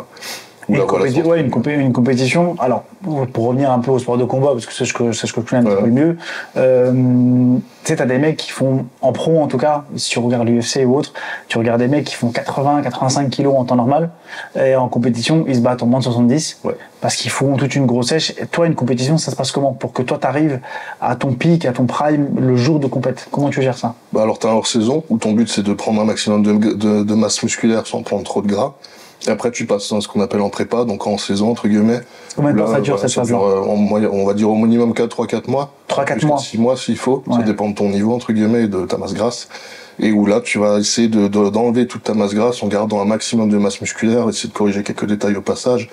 Et du coup, montrer, mettre de la densité musculaire, garder des formes arrondies, ce genre de choses. Et du coup, jusqu'au jour J, en fait, tu vas te enlever le gras, comme je disais, et après, les dernières semaines, voire mois, tu vas te déshydrater pour enlever en plus l'eau, entre guillemets, et coller la peau aux muscles. Justement là, cette phase de déshydratation, tu sais, on voit des vidéos, genre le mec est dans un sauna et tout, dans un truc un peu portable, et ça transpire, serviette et tout. Vous passez par la même étape? Alors tu peux faire du sauna, souvent le plus important c'est de jouer avec c'est de cycler tes glucides, jouer avec ton apport hydrique, il y en a qui prennent des diurétiques, et du coup ça va être t'entraîner très souvent, très dur, quasiment sans pause, faire du cardio à gogo, utilement entre guillemets, pas à gogo. Et vraiment gérer pour que après tu vas faire, je prends un exemple, là, tu fais ça les 2 dernières semaines et t'as peut-être la dernière semaine tu vas te mettre à remonter tes glucides, on fait ce qu'on appelle une recharge, que font aussi les gars en MMA pour reprendre leur poids avant la compète. On fait la même chose mais plus poussé, où là on va essayer de remplir le corps, remplir les réserves de substrat dans les muscles pour les faire grossir de nouveau et être le plus, alors si tu fais de l'open le plus lourd et sec possible. Si tu as une catégorie de poids, essaie de rester dans ta catégorie comme en MMA à la limite max, quoi. Donc si t'as droit, comme moi à l'époque, j'avais le droit à 107 kg max sur scène, j'étais pesé à 106,7, tu vois, je pouvais pas faire beaucoup mieux. Donc c'est vraiment. Elle se passe quand la pesée? Ça dépend des compétitions. Des fois c'est le jour avant, des fois c'est le jour même. Ok, ouais. Ouais, donc de toute façon, le jour d'avant, comme en MMA, tu sais, les mecs ils sont à bout de force. Oui. Moi, ils sont à bout de force, ils arrivent, ils se pèsent. Et c'est qu'à partir de là, ils mangent. Exactement. Donc vous faites pareil. Alors oui, sauf que tu remanges pas, donc tu es à bout de force juste pour. C'est un des seuls sports en fait où tu vas faire ta compétition en étant moins en forme que possible, tu vois. Okay. C'est-à-dire quand t'es hors saison, t'es super en forme, t'as de la force, t'es énorme et tout. Quand t'es le jour J de la compétition, t'es éclaté au sol, t'es complètement. Par exemple, des fois, tu bois pas quasiment pendant 24 heures avant. Tu manges des trucs très salés, tu vois, alors que tu bois pas, tu dois manger genre toutes les heures, un tout petit peu, t'as plus de salive. Tu passes ta journée à pisser à cause des diurétiques, donc tu te déshydrates vraiment. C'est pas pour rien, c'est un sport où il y a des gens qui meurent à cause de ça, c'est souvent à cause de la déshydratation. Et puis même, tu montes sur scène, tu dois peser, t'as des spots, t'as des spots qui viennent qui te chauffent, enfin, tu retranspires encore par-dessus, tu dois te faire tanner, c'est des jours, en plus, tu passes une journée entière sur une chaise à attendre de passer, comme ça, ils t'appellent d'un seul coup, c'est à toi d'aller sur scène, tu prends tes trucs pour recharger vite fait, et puis tu vas poser ensuite, alors que t'as pas bougé pendant... J'arrive de prendre le train à 8h, t'as mal aux jambes quand tu te relèves, tu vois, alors, quand t'as fait une prépa avant et que tu bouges pas, c'est vraiment, en plus, tu dois par exemple lever tes jambes pour enlever l'eau. Donc quand tu te relèves, ça crampe, enfin vraiment, genre par exemple le problème de crampe, c'est un truc qu'on a tous, c'est vraiment compliqué de poser sans cramper, quoi. Ouais, non mais ça c'est une galère, parce que c'est vrai que en MMA, tu sais, ils se cassent pas trop la tête, hein. Ils font la pesée, puis après ça remange à fond. Bah oui, le but c'est de en forme, le jour. Voilà, en fait tu te pèses à 70, le lendemain t'arrives à 85, t'es bien, hein, parce que si l'autre il arrive à 80, et que toi t'es en forme à 85, t'as un petit avantage quand même, tu vois, t'as ton poids qui va t'aider. Comme nous on pousse la sèche très loin, en fait, un jour te suffit de toute façon pas pour récupérer. Même si t'as super bien réussi ta sèche et tu fais une belle recharge le jour J, t'es quand même éclaté le lendemain, ça change rien. Et du coup ta compétition championnat de France, on rappelle, du coup tu l'as gagné, oui. T'as fini premier dans ta catégorie. Oui. Comment ça s'est passé là? Comment t'as géré? Est-ce que c'était une question de prépa que t'as bien géré, ou en termes de toute façon qualité musculaire t'étais bien au-dessus? C'était une question de prépa. Déjà avec mon coach on a bien géré. Surtout que c'était la première, donc souvent tu fais pas mal d'erreurs aussi. Alors, faut savoir quand t'es grand, tu fais facilement de la rétention d'eau, c'est quelque chose qui est plus difficile. Les variations de poids sont plus grosses aussi. Pour moi, perdre 2 kilos en une journée, c'est vraiment quelque chose de standard, quoi. Genre là, si aujourd'hui je me pars pas, demain j'ai 2 kilos en moins, c'est possible. Quelqu'un qui fait 80 kilos, 2 kilos, ça commence déjà à être beaucoup, entre guillemets, à perdre en une journée, quoi. Donc c'est plus compliqué à gérer quand t'es grand. Et surtout, tu sais pas comment ton corps réagit quand tu fais une recharge, en fait. Donc on a vraiment bien géré ensemble. Et ce qui s'est passé, c'est que j'étais le plus gros, en fait. J'ai attendu un peu plus longtemps, vraiment, et j'étais pour être sûr que vraiment j'allais être à la limite de ce que je pourrais faire, quoi. Donc j'ai gagné parce que j'étais le plus gros. Ouais, c'était le but, quoi, d'être le plus gros. Okay. Comme je te dis, je sais qu'au niveau des insertions, j'ai pas forcément la meilleure génétique, donc il fallait vraiment que j'ai un truc qui sort du lot, quoi. Donc une belle sèche et être gros, quoi. Et la catégorie, du coup, elle s'appelle comment? Classique physique. Classique physique. Ouais. Ok. Et il y a des mecs en... Je crois que c'est Olympia, le meilleur, ouais, c'est ça, ouais. La meilleure compétition Mister possible. Olympia, ouais. Mister Olympia. Il y a cette catégorie-là? Oui, il y a cette catégorie. Le fameux Chris Bumstead qui est super connu, c'est ce qu'il fait, quoi. C'est du classique. Il est dans ta caté, là? Ouais. Alors moi, pareil, moi je suis un amateur. Il y a les pros, après, c'est d'autres limites de poids. Ils sont encore plus lourds. Ça, je crois que pour Chris Bumstead, c'est genre taille plus 12 kilos, un truc comme ça. Ok. Donc, et en fait, quand on dit, par exemple, toi, t'es champion de France IFBB. Oui. Mais IFBB amateur. C'est ça. Tu rajoutes ce truc. Parce que je vois plein de trucs où il y a plein de mecs qui se battent pour une carte pro. C'est ça, voilà. Et comment ça se passe, ça? Alors, quand tu peux faire, il y a des compétitions qui débouchent sur des cartes pro. On prend le chemin normal IFBB, si tu gagnes France, tu fais un bon score à Europe, tu vas à Monde et tu peux gagner une carte pro. Ah ok, attends, parce que là, t'as gagné championnat de France, il faut maintenant aller en Europe. C'est ça. Là où t'as fini, du coup, 7e. 7e. Et là, si t'avais fini premier, ou il non, faut... 6e, à partir de 6e. À partir de 6, tu vas à une place. Ça, donc je suis nul. Ouais, tu comptes de la refaire? Je sais pas encore, comme je fais une autre catégorie, je sais pas encore. Ok, c'est quoi l'autre catégorie du coup? C'est l'Open du coup, là, c'est les poids. L'Open, ok. Donc, là, et du coup, il fallait être dans les 6. Ouais. Et puis après, tu vas au championnat du monde. C'est ça. Et là, t'en as que un qui prend une carte pro? Non, alors ça dépend alors ça, je pourrais pas te dire de tête, mais ça dépend des compétitions. Il y en a plusieurs au moins une par catégorie souvent. Ok. Et puis souvent c'est à l'overall où par exemple, donc l'overall il y a un toute catégorie des catégories où tout le monde va se battre les uns contre les autres entre guillemets. Ouais. Donc tous les gars qui font de l'open vont aller dans la catégorie toute catégorie open. Et là par exemple les 3 premiers peuvent gagner une carte pro. Et après t'as d'autres shows qui sont hors circuit entre guillemets, qui sont par exemple très connus où là par exemple le Arnold Classic, des choses comme ça où si tu fais un bon score tu peux gagner une carte pro aussi quoi. Ok. Après, en parlant de compétition, dans les sports de combat, tu l'as déjà vu, je pensais à la pesée, au truc, c'est assez tendu, c'est assez bagarre. Est-ce qu'en muscu c'est pareil ou tout le monde est bienveillant et tranquille, tu vois, bon, je finis 2e, 3e, c'est pas grave. Est-ce qu'il y a des trucs comme ça? Alors, forcément un peu d'agressivité, mais je trouve que de ce que j'ai vu moi, en tout cas, c'est assez bienveillant. Je veux dire, les gens s'entraident, si t'as besoin de quelque chose, ils te le prêtent. Comme nous, faut s'apprêter, entre guillemets, faut se tanner, faut se filer, des choses comme ça. Voilà, t'as une tache dans le dos, il va te dire, attends, t'as une tache, il te frotte, tout ce genre de choses, tu vois. Okay. Y a pas de sabotage. Non, il n'y a pas à mon niveau, en tout cas, peut-être à mon niveau. Ça se tente. Mais non, et puis, je pense pas qu'il y en ait, parce que c'est, comme dit, en fait, c'est tellement dur de faire une prépa, que c'est un peu comme si on était tous dans la même galère entre guillemets. Il y a pas quand tu gagnes parce que t'es jugé sur ton physique, tu gagnes pas parce que t'as écrasé l'autre entre guillemets, tu vois. C'est pas du MMA où tu l'as battu et le gars, je vais pas dire tu l'as humilié, mais voilà, t'as gagné physiquement sur lui, tu vois. Là voilà, t'as été jugé par des juges qui ont estimé que t'étais meilleur, quoi. Donc c'est toi qui gagne en soi, mais tu gagnes pas sur l'autre entre guillemets, vraiment comme ça, tu vois. Donc tu finis deuxième ou troisième parce que ça. Alors, tu peux avoir la rage et dire ouais, moi j'avais plus ça et tout, donc ça, forcément les sports de jugement, t'es jamais d'accord avec le jugement, mais c'est la règle. Si tu fais du bodybuilding, tu dois t'y attendre. Et mais voilà, t'es pas le gars qui gagne, t'es content pour lui, tu vois. Surtout quand le gars gagne et qu'il le mérite, là, y a pas de question, quoi. C'est vraiment comme en powerlifting, le gars il fait une meilleure barre que toi, ouais, il est plus fort, c'est tout, quoi. Je pense que c'est pareil, les gars doivent être contents pour celui qui a gagné, quoi. Ok, ouais. Mais ouais, c'est vrai qu'en musculation, tu sais, t'as toutes ces histoires de réputation, tu sais, comment c'est vu par l'extérieur, on va dire un mec normal dans la rue, tu sais, la majorité, on va dire, parce qu'il y a que très peu de pratiquants de muscu. Il y a des critiques, il y a des gens qui vraiment détestent ce sport. Comment est-ce que tu perçois ces critiques qui critiquent pas toi forcément ou un autre pratiquant, mais le sport en général? Ils disent bah franchement ça c'est pourri, c'est de toute façon ils sont trop gros, trop quoi. Ouais. Voilà. En général c'est ça, il y a pas d'argument. Ouais, c'est toujours trop, vas-y j'aime pas. Ouais. Voilà. Bah pour moi c'est de l'inculture en fait tout simplement. C'est voilà, ils prennent pas le temps ou l'envie de s'intéresser à ce sport et du coup ils jugent sans savoir, quoi. Mais c'est la plupart des gens, quand ils viennent avec un préjugé et qu'on discute, après ils sortent, ils ont changé d'idée sur le sport ou sur ce que c'est, quoi. Moi, il m'arrive déjà des trucs de fou. Par exemple, une fois, j'avais un pote chez moi qui avait ramené un pote à lui. Il me dit, j'étais déjà costaud entre guillemets, j'étais pas culturiste, mais j'étais costaud. Il me dit, tu fais quoi dans la vie? Moi, j'ai fait un diplôme, un bac+5, un diplôme d'ingénieur. Il me dit, je dis, je fais un diplôme d'ingénieur. Il me dit, ah non, mais vraiment, tu fais quoi? Non, je fais un diplôme d'ingénieur. Je rigole pas, mec. Je dis, mais pourquoi t'en doutes, quoi? Il me dit, ah, mais parce que t'es costaud, donc t'es con. Mais il m'a dit ça, mais pas méchamment, quoi. C'était vraiment, il comprenait pas que je fasse des études parce que j'étais musclé. Mais jouer avec lui, c'est sa case. C'était logique, lui. Pour lui, t'étais balèze, t'étais con. Voilà, c'est ça. Mais après, on a rediscuté, et puis lui, il dit, bah, voilà, il a changé d'avis sur ça, entre guillemets. Il se dit, bah, moi, il y a des mecs musclés, pas cons, quoi, qui existent. Bah, oui. Voilà, c'est comme partout, c'est comme dans tous les sports, il y a des cons, il y a des gens chiants, voilà, il y a des gens qui font une c'est la critique en général, en fait, tu sais, même pour le foot, c'est pareil.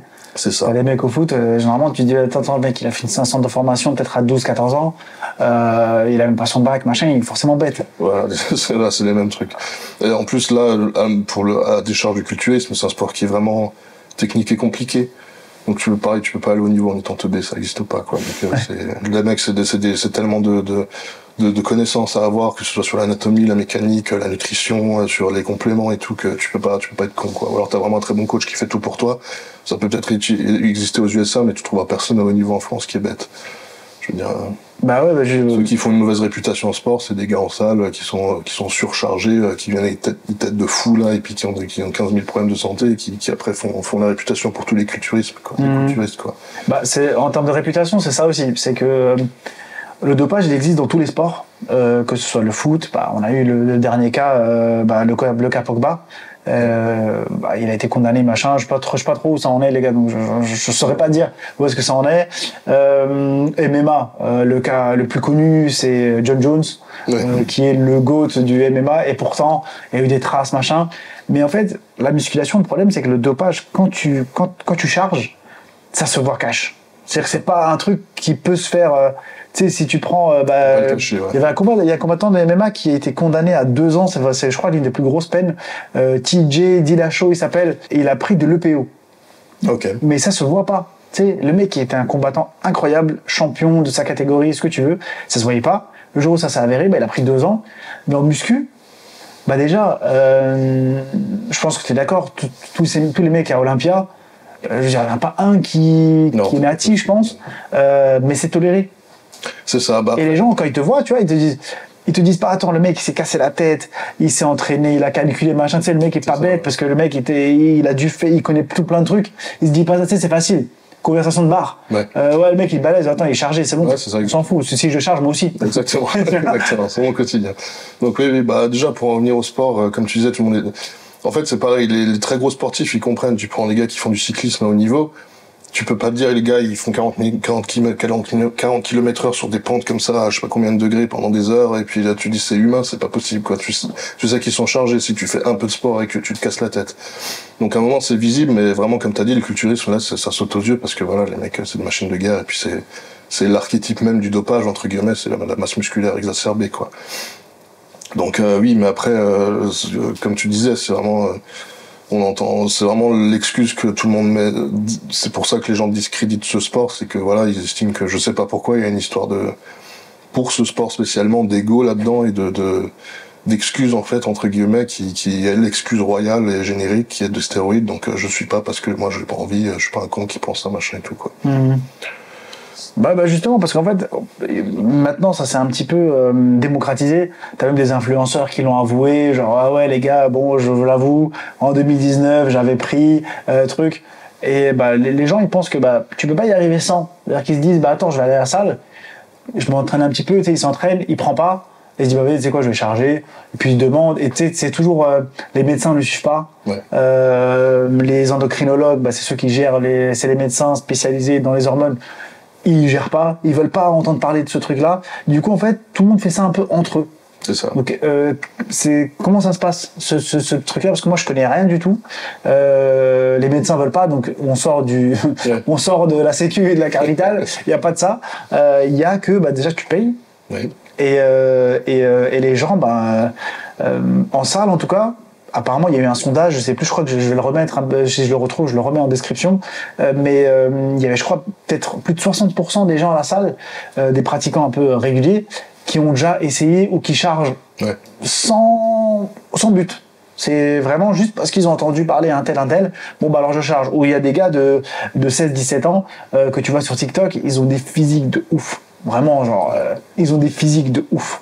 C'est quand tu vois le physique, tu te dis, mais attends mec, il est incroyable. Tu vois, il a 17 ans, lui. Ouais. Eh ben ouais, mec, il a 17 ans. Genre, il a une barbe, un truc. On dirait, franchement, il a 28. Ouais. Eh ben, il a 17, tu vois, ce mec-là. Et ils veulent pas l'avouer, eux, pour l'instant, en tout cas. Comment ça se passe? Comment ça se passe? Après, moi, je suis assez généreux sur ça. Je pense que la génétique, je reviens à ça, c'est important. Il y a des machines de guerre qui existent, tu vois. Je pense qu'il faut laisser le bénéfice du doute aux gens, à un moment, quand c'est pas super obvious. Voilà, quand t'as des gens qui ont une génétique de fou et qui vont être très forts ou très musclés, ou voilà, tu regardes. Il y a toujours ce doute-là, c'est effectivement, exactement. Comme tu as dit, il y a toujours la génétique, comment ils appellent ça, la génétique godlike. Voilà, exactement. Où tu. C'est ça. Après, le problème, c'est que c'est 1%. C'est ça. Donc, on croise 10 dans ta salle, c'est pas comme la génétique machin. Donc voilà, mais après, tu le vois, je vois un gars qui est connu dans le coin, là, qui s'appelle Stéphane Matala, je pense, en France, que pas mal le connaissent. Bah, il est sur les réseaux sociaux, j'ai pas mal de vidéos de lui, qui s'entraîne du coup avec Essan. Avant, ça a changé de coach. Ouais, voilà. Et mais lui, il avait un physique de ouf. Après, voilà. Je sais pas s'il l'a avoué ou pas. Je pense que oui. Ouais, avec ou sans, mais je veux dire même sans. C'est un gars, voilà, tu vois, ils ont été taillés dans le marbre. Dieu les a fait directement, et puis ils sont faits pour ça, quoi. Je veux dire, les gars, ils ont une qualité musculaire incroyable, des insertions qui sont incroyables. Les gars, des fois, j'ai une vidéo, ça t'énerve, tu vois, il dit, ouais, j'avais pas le temps, je m'entraîne que le week-end. Je dis, moi, je fais ça, je suis anorexique, tu vois. Et le gars, il devient énorme. Donc voilà, c'est des gars, j'enlève aucun crédit à son travail. C'est des gens qui travaillent tu peux pas être comme lui, son travail très dur et tout. Mais c'est un bon exemple de, voilà, le gars, il a parce que toi, tu connais. Voilà, c'est ça, le gars a toutes les cartes en main et il a l'intelligence de s'en servir, tu vois. Donc c'est pareil, moi j'en reviens à ça parce que c'est un sport où il faut être humble avec soi-même, tu vois. Les stéroïdes, c'est pas magique. Si t'as une génétique de merde, ça va pas. Déjà, si t'as une génétique de merde, tu peux très mal réagir au produit. Donc, c'est vraiment quelque chose auquel il faut penser avant, tu vois. Si t'es un gars qui fait de l'acné, si t'es un gars, voilà, t'as dû faire Roaccutane pour t'enlever l'acné parce qu'à 15 ans, t'avais des boutons partout. Si t'as déjà une calvitie quand tu commences à être jeune, si voilà, je sais pas, t'as une cage toute étroite, t'es vraiment pas taillé pour le sport depuis le début, ça te sauvera pas, Pour moi, le meilleur exemple, c'est la définition en anglais. Ils disent que c'est des améliorateurs de performance, tu vois. Ça veut dire qu'il faut performer en soi. Si tu performes pas, comme tu dis, s'il y a 60% des gens en salle qui en prennent, t'as pas 60% de machines de guerre dans les salles, tu vois. Non, justement, il y en a qui en sont loin, tu vois. Ça reste des médicaments en soi, normalement. Donc, voilà, si une personne qui n'est pas prédisposée, qui ne s'entraîne pas dur et qui a pas tout carré prend des médicaments, ça changera rien en soi, quoi. Vu qu'elle performe pas, vu que sa diète elle est pas carrée, vu qu'elle s'entraîne pas dur, alors il y aura peut-être un meilleur physique qu'il aurait eu comme ça, mais il y aura quelque chose qui est totalement atteignable naturellement avec un peu de sérieux, tu vois. Bah justement, en fait, ça c'est vraiment, ça s'adresse pas à ceux qui ont plus de 25 ans ou 30 ans ou quoi. C'est vraiment pour les jeunes qui se disent, bah, tu sais quoi, pour plaire un tel, à cette fille-là, ou ce mec-là, ou cette bande-là, machin, tu sais quoi, j'y arrive pas en muscu. Tu sais, ils ont pas testé les coachs, ils ont pas testé vraiment un programme régulier, machin, mais ils se disent, bah, tu sais quoi, il y a un mec, je connais un mec, on connaît tous un mec à la salle qui t'a déjà proposé, ouais, tu veux, truc, je connais quelqu'un qui vend, et qui veulent se lancer là-dedans. Qu'est-ce que tu donnerais comme conseil? Parce que moi, généralement, ce que je dis, c'est que faut pas en prendre, parce que les mecs, vous avez aucun objectif, vous avez peut-être 16, 18 ans, et il y a rien à y faire. C'est-à-dire que si tu veux juste être beau, c'est le but de la plupart de ceux qui nous regardent, c'est vraiment juste être beau. C'est-à-dire que t'es beau, tu plais, ça, stop, ça suffit. Et qu'est-ce que tu dirais à ça? Parce que c'est vrai que les produits, malheureusement, ça fait des ravages. Ouais. Et ça blesse, quoi. Enfin, je suis ton avis, en fait. C'est simple, comme j'ai dit avant, ton pic hormonal, il a 25 ans. Donc déjà, si t'as pas fait une prise de sang pour vérifier, une prise de sang hormonale, pour vérifier que tes taux, ils sont au pic, entre guillemets, ça, oublie, ça sert à rien. Parce que toi, tu vas juste abîmer ton système hormonal. Comment dire ça? Imaginons que ton corps est fait pour recevoir ce niveau de testostérone dans sa vie, tu vois. À 25 ans, tu peux monter jusque là, tu vois. Si toi, à 16 ans, tu t'envoies des stéroïdes, à 16 ans, t'étais peut-être là, ton corps, toute sa vie, il pensera plus qu'il pourra monter que jusque là, tu vois. Tu pourras jamais monter jusqu'à ta tolérance naturelle. Donc, toi, t'as 16 ans, tu veux plaire à ta gonze ou je sais pas quoi, tu te charges pendant 2 ans, mais après t'es niqué pour toute ta vie avec ton système hormonal, tu vois. Parce que ça te dérègle, j'ai entendu que ça te déréglait, il y avait un genre de ça peut le couper ou au moins au minimum le dérégler, tu vois, si tu le fais pas correctement. Parce qu'en plus, si t'as vraiment un bon coach qui te suit, il va te dire non de toute façon, tu vois. Il y a personne qui va te dire de te charger à 16 ans qui connaît bien comment ça marche et qui va, ou alors c'est qui t'en vend, il veut se faire de l'argent sur ton. Ouais, donc à moins de 16 ans, les gars, c'est mort. Voilà. Donc, même 18 ans. Donc vraiment, là, comme je disais avant, responsabilité. Si tu veux ce physique, faut te casser le cul, c'est tout. Je veux dire, c'est à un moment, faut y aller, faut te donner les moyens de tes ambitions. T'entraîner dur, comme j'ai dit, un coach si t'as besoin, t'inspirer. Même si t'as pas d'argent pour un coach, te défoncer à la salle, tout simplement, vas-y pour souffrir, fais des choses intelligemment, et ça, t'auras le physique que tu veux, ça, les mécanismes qui sont derrière tout ça sont les mêmes chez tous les humains, tu vois. T'as des gens qui ont plus ou moins de mauvaise génétique, qui vont faire plus ou moins du gras, qui vont être plus ou moins musclés, qui ont plus ou moins de fibres rapides dans un muscle, ce genre de choses. Mais, ça va quand même fonctionner, tu vois. Ce qui fait l'hypertrophie fonctionne chez tout le monde. Il n'y a pas de gens où le mécanisme hypertrophie est bloqué, ça ne peut pas fonctionner, quoi. C'est comme ça chez les êtres humains.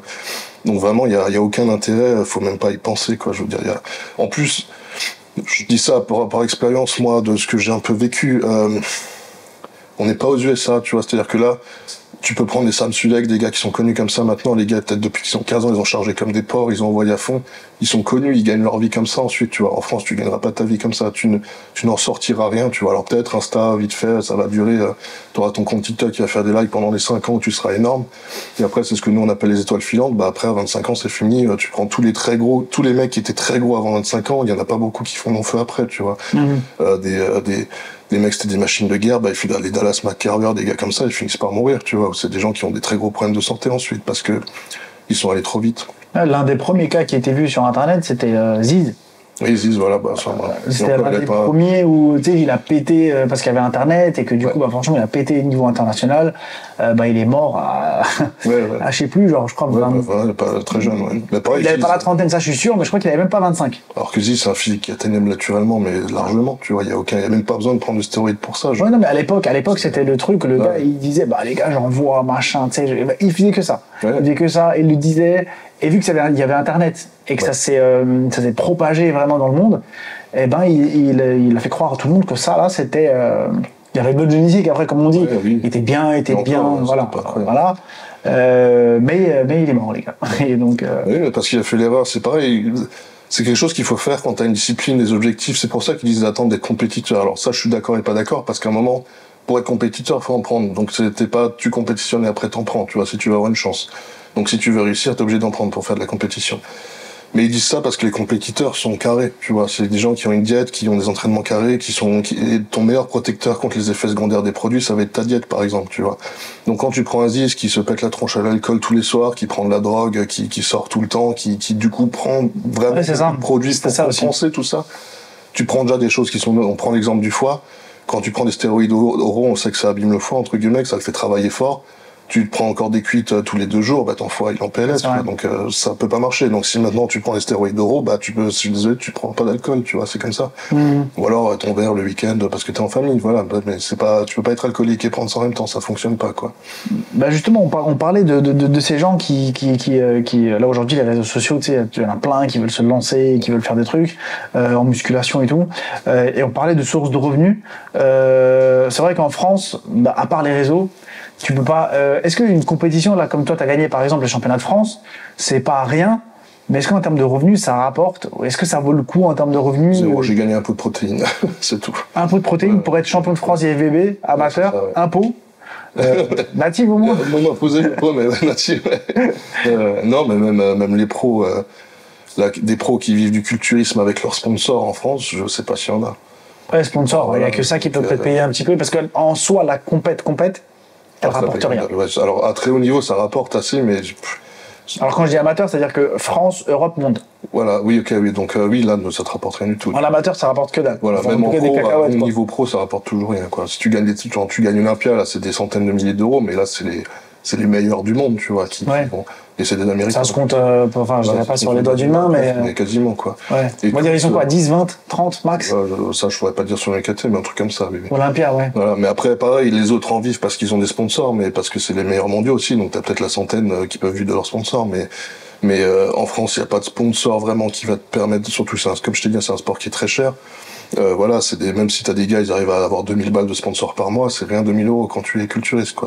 Bah non, t'as dit qu'il y avait 1002 de repas. Voilà, c'est ça. Donc, tu prends juste à mon échelle quand j'ai fait Europe, toute la préparation et avec la compétition et tout compris, j'en ai pour plus de 4000 euros, tu vois.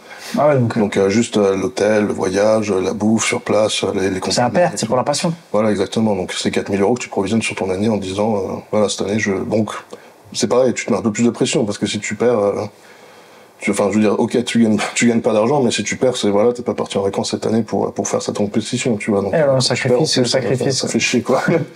Sacrifice, on parlait tout à l'heure. Alors là, on va parler un petit peu de vie personnelle et les relations que tu peux avoir avec les gens, pas forcément avec ta copine ou quoi, mais vraiment famille, amis et tout. Est-ce que cet engagement que t'as, la passion que t'as pour la muscu, ça affecte comment, négativement, positivement? Qu'est-ce que toi tu ressens et qu'est-ce que tu vis du coup maintenant que ça fait quoi, peut-être 5-6 ans où t'es à haut niveau? Un bon niveau amateur, pas haut niveau. Ouais.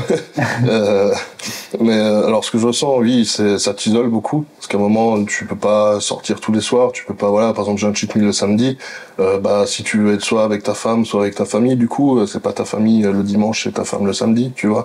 Donc t'es obligé de sélectionner déjà les gens que tu vois rien que par le nombre de cheat meals entre guillemets que tu peux faire, parce qu'à un moment, en plus en France, on aime bien manger, enfin on aime bien se voir en mangeant, tu vois. Ouais. Donc voilà, tu peux passer les voir et tout, mais voilà, c'est pas pareil de manger ton tube chez eux, enfin vite fait.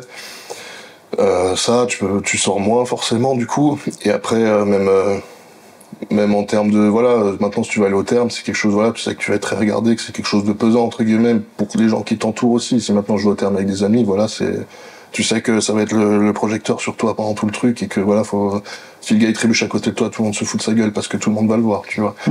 Donc voilà, c'est une genre d'un peu de responsabilité que t'as au quotidien, d'être plus regardé que la normale entre guillemets. Mais est-ce que ça affecte dans le sens où tu sais, il y a des mecs, des copains ou trucs qui ont arrêté de traîner avec toi parce que vas-y, ça les fait chier justement, comme t'as dit, tu sais, tu balades en ville, tu sais, tu fais 1m92 quand même, tu vois. Yeah. C'est pas 1m80. Encore si t'étais 1m80, 85, tu sais, comme moi, si tu t'étais un peu balèze, mais ça va, on te voit pas trop. Mais toi, on voit que toi. Ouais. Tu sais, c'est-à-dire que, est-ce qu'il y a des gens qui ça les a affectés au point de dire, non, après, j'ai bien choisi mon entourage, j'ai toujours été bien entouré, donc ils sont plutôt à me défendre si jamais ça se passe comme ça. Donc, après, c'est plus, là, dans ce niveau-là, c'est plus avec ma femme, du coup, où là, elle te suit dans les sacrifices, du coup, quoi. Je parlais de vacances, par exemple, elle a envie de partir en vacances, tu vois, donc, si tu vas pas, c'est ta faute, entre guillemets, quoi. Donc, moi, j'essaie de le faire subir le moins possible aux gens qui m'entourent, parce que je sais que c'est mon choix et je l'assume. Donc voilà, je ferai en sorte de pouvoir partir en vacances quand même, ou ce genre de choses, je ferai ce qu'il faut. Mais, voilà, comment dire, c'est des sacrifices au quotidien, voilà. Si maintenant on peut pas aller se faire un resto en amoureux vite imprévu comme ça, tiens, ce midi on va vite, c'est quelque chose que je dois prévoir, parce que en dehors de juste d'avoir le droit au cheat meal, alors quand tu manges 6-7 fois par jour, moi je prends mes journées par exemple, si j'ai une demi-heure de retard sur un repas, c'est une demi-heure de sommeil en moins direct, tu vois. Ma journée est chronométrée, tu vois, donc vraiment Donc vraiment, genre là, une demi-heure de sommeil, je dors déjà pas assez, tu vois. Donc parce qu'à un moment, quand tu travailles toi à côté, voilà, tu peux pas avoir 10 heures de sommeil par jour. Donc tu sais que voilà, tu dois vraiment prévoir le resto, temps et temps de temps. À ce moment-là, que tu dois ensuite emmener ton tube, faut arrêter à ce moment. Donc c'est le côté organisationnel qui est pesant par contre. Et ça va faire chier un peu ta femme ou ça va? Un peu forcément, mais après j'ai la chance de trouver la bonne, elle me soutient au quotidien, donc. Non, ça va, donc ça c'est pas. Oui, non, pas trop pesant. Je peux pas me plaindre. Donc ouais, dans l'équilibre, t'arrives bien à gérer amis, famille, femme, histoire que ça se passe bien avec une passion comme ça. Mais après c'est compliqué, c'est un effort, pareil, c'est une contrainte en plus que tu te mets à toi-même. Tu peux très bien être un gros égoïste et ne penser qu'à toi et estimer que c'est aux autres de faire l'effort pour toi. Je vais reprendre l'exemple d'une prépa. Quand on m'invite à sortir, je viens avec mon tube, tu vois. Ça me fait royalement chier de voir les autres manger à côté et t'es pas forcément de mode humeur, mais je sais que voilà, c'est pas à eux de faire l'effort de venir manger chez moi, me regarder mon tube parce que je fais ma prépa, tu vois. C'est mon choix de faire ma prépa. Eux, ça les dérange pas. Eux, ça les dérange pas, donc okay. je leur fais pas assumer mes choix, quoi. Ok. Est-ce qu'il y a des trucs hors musculation? Est-ce que tu fais d'autres sports à côté? Est-ce que tu as d'autres activités, d'autres passions, enfin pas passion du coup, mais des petites activités que tu fais à côté où ta vie c'est coaching, muscu? C'est que ça. Je dors, je mange. C'est ça. J'ai déjà essayé, je voulais faire un peu de boxe et tout à côté, mais je finis par me blesser parce que c'est vraiment. C'est un sport qui est pas compatible avec un autre en soi, quoi. Okay. C'est trop taxant. Donc non. Que ça. C'est vrai que sur le côté boxe, est-ce que tu as déjà eu des problèmes? C'est vrai que j'ai un autre pote qui m'avait dit ça. C'est des fois quand t'es balèze comme ça, grand, balèze et tout, des fois t'as des gens qui veulent te tester. Que ce soit dans la rue ou à la salle, ou tu sais, ils disent, tu vois, il y a le truc du tester. Est-ce que ça t'es des anecdotes qui te sont déjà arrivées dans ce sens-là? Pas mais qui t'embêtent un peu. Jamais au point d'en aller jusqu'au même, donc non. Ouais. T'as été épargné pour ça. Épargné, non, c'est qu'ils veulent tester. Moi, ce qui m'est arrivé, c'est qu'ils veulent juste voir c'était une fiotte, et quand ils voient que bon, t'es agressif aussi, du coup, ça va pas plus loin, quoi. Donc, ouais, ça s'arrête là. Après, voilà, ils voulaient pas voir s'ils allaient arriver à battre le plus gros. Donc, bon.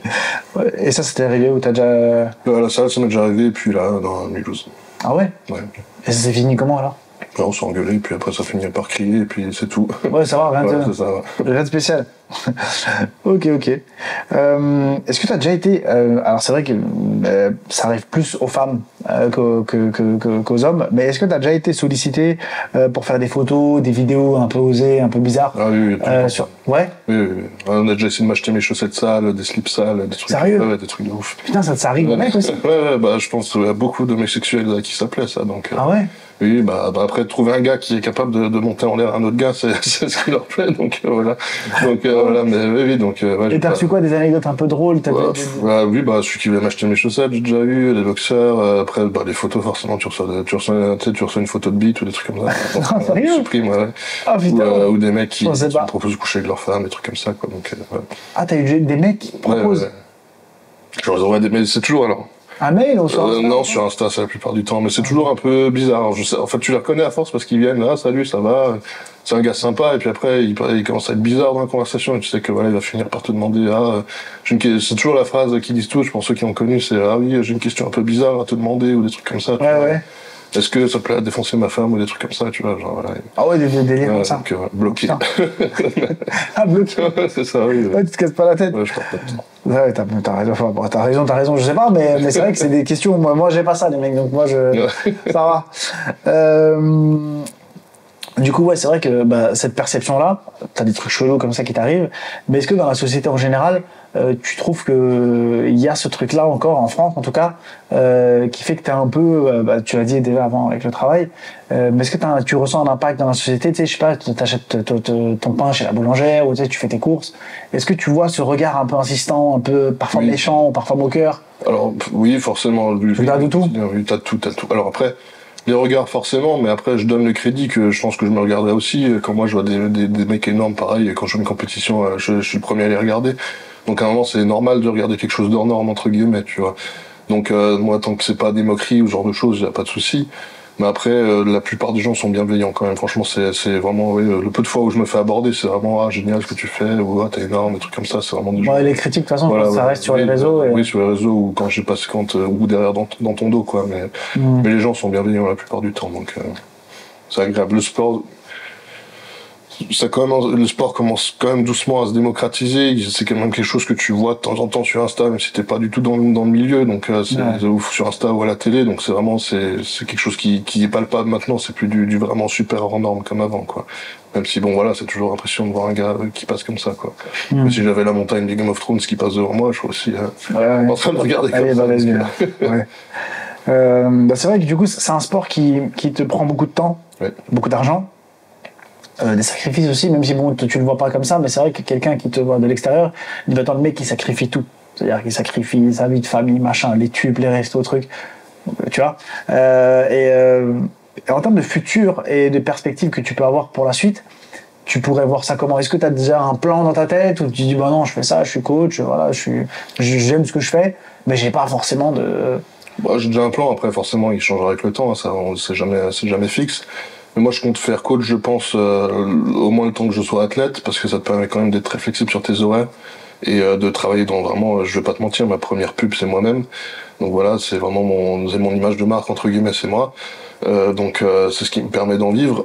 Mais après, je compte pas faire du culturisme. Je veux voir jusqu'où je peux aller.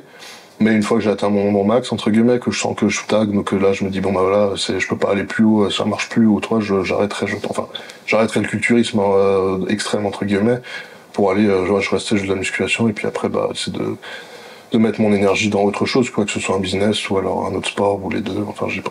Voilà. Et tu penses que si jamais t'arrêtes et que du coup, bah, tu maigris, entre guillemets. Ouais, c'est ça. Parce que, alors, maigrir, déjà, pour moi, de 145, si tu passes à 100, pour moi, t'as pas maigri, mec, hein, tu fais toujours 100, tu vois. Je pense que je reste autour de 120, ça me va. Ouais, voilà, 120.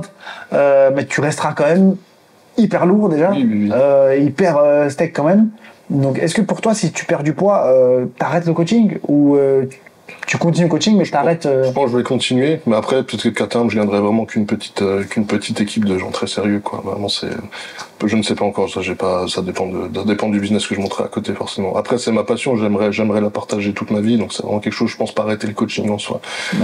Comme la musculation, j'aime ce physique, j'aime être énorme, donc c'est vraiment, je retomberai jamais à 80 kilos, quoi. Ou alors là, c'est que je suis proche de la mort, quoi. Donc, mais j'espère pas, parce que 80 kilos avec 92, ça fait trop. Ça fait maigre. Moi, j'ai dit 100, tu vois, c'est pas abusé. C'est déjà pas mal, mais oui, donc, voilà, ça reste en dehors du sport et de l'image de marque, ça reste une prestance que t'as quand tu rentres dans un endroit. Je veux dire, les gens te prennent plus au sérieux, il y a quand même quelque chose qui te rappelle le travail derrière. C'est un peu comme quand t'as une belle voiture, entre guillemets, les gens, le français c'est pas trop ça, mais la plupart du temps ils disent, le gars il s'est cassé le cul pour se payer ça, quoi. Donc là c'est pareil, tu te dis, le gars il y a quand même du boulot, quoi, là, pour ceux qui. Petit à petit, c'est vrai que ça rentre, parce qu'il y a encore quelques années, tu sais, tu disais, gonflette, machin, le produit, il y a que ça, de toute façon, il a pas fait trop d'efforts, et pourtant, en fait, maintenant, les gens, ils le voient parce qu'ils ont testé. Ouais, et ils ont vu que. Tout le monde a testé. Voilà, maintenant tout le monde a testé, tu sais, c'est pas très facile, finalement, d'être aussi musclé.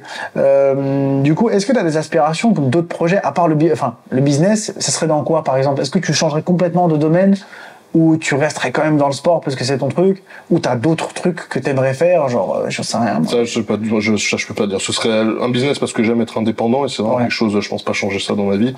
Après ça peut être n'importe quoi, c'est juste d'avoir quelque chose dans lequel transférer ton énergie, entre guillemets. Moi je suis quelqu'un, j'ai besoin d'avoir quelque chose à faire. Le culturisme me prend tout mon temps. Si demain j'arrête et que je passe à aller à 4 entraînements par semaine d'1 heure et que j'ai pas 6 fois à manger par jour, je vais pas envie d'être assis sur une chaise toute la journée à me dire ce que je fais, quoi. Donc c'est vraiment, c'est peut-être monter quelque chose avec ma femme, c'est quelque chose comme ça, quoi. Ok. En parlant des femmes, du coup, la transition elle est toute faite.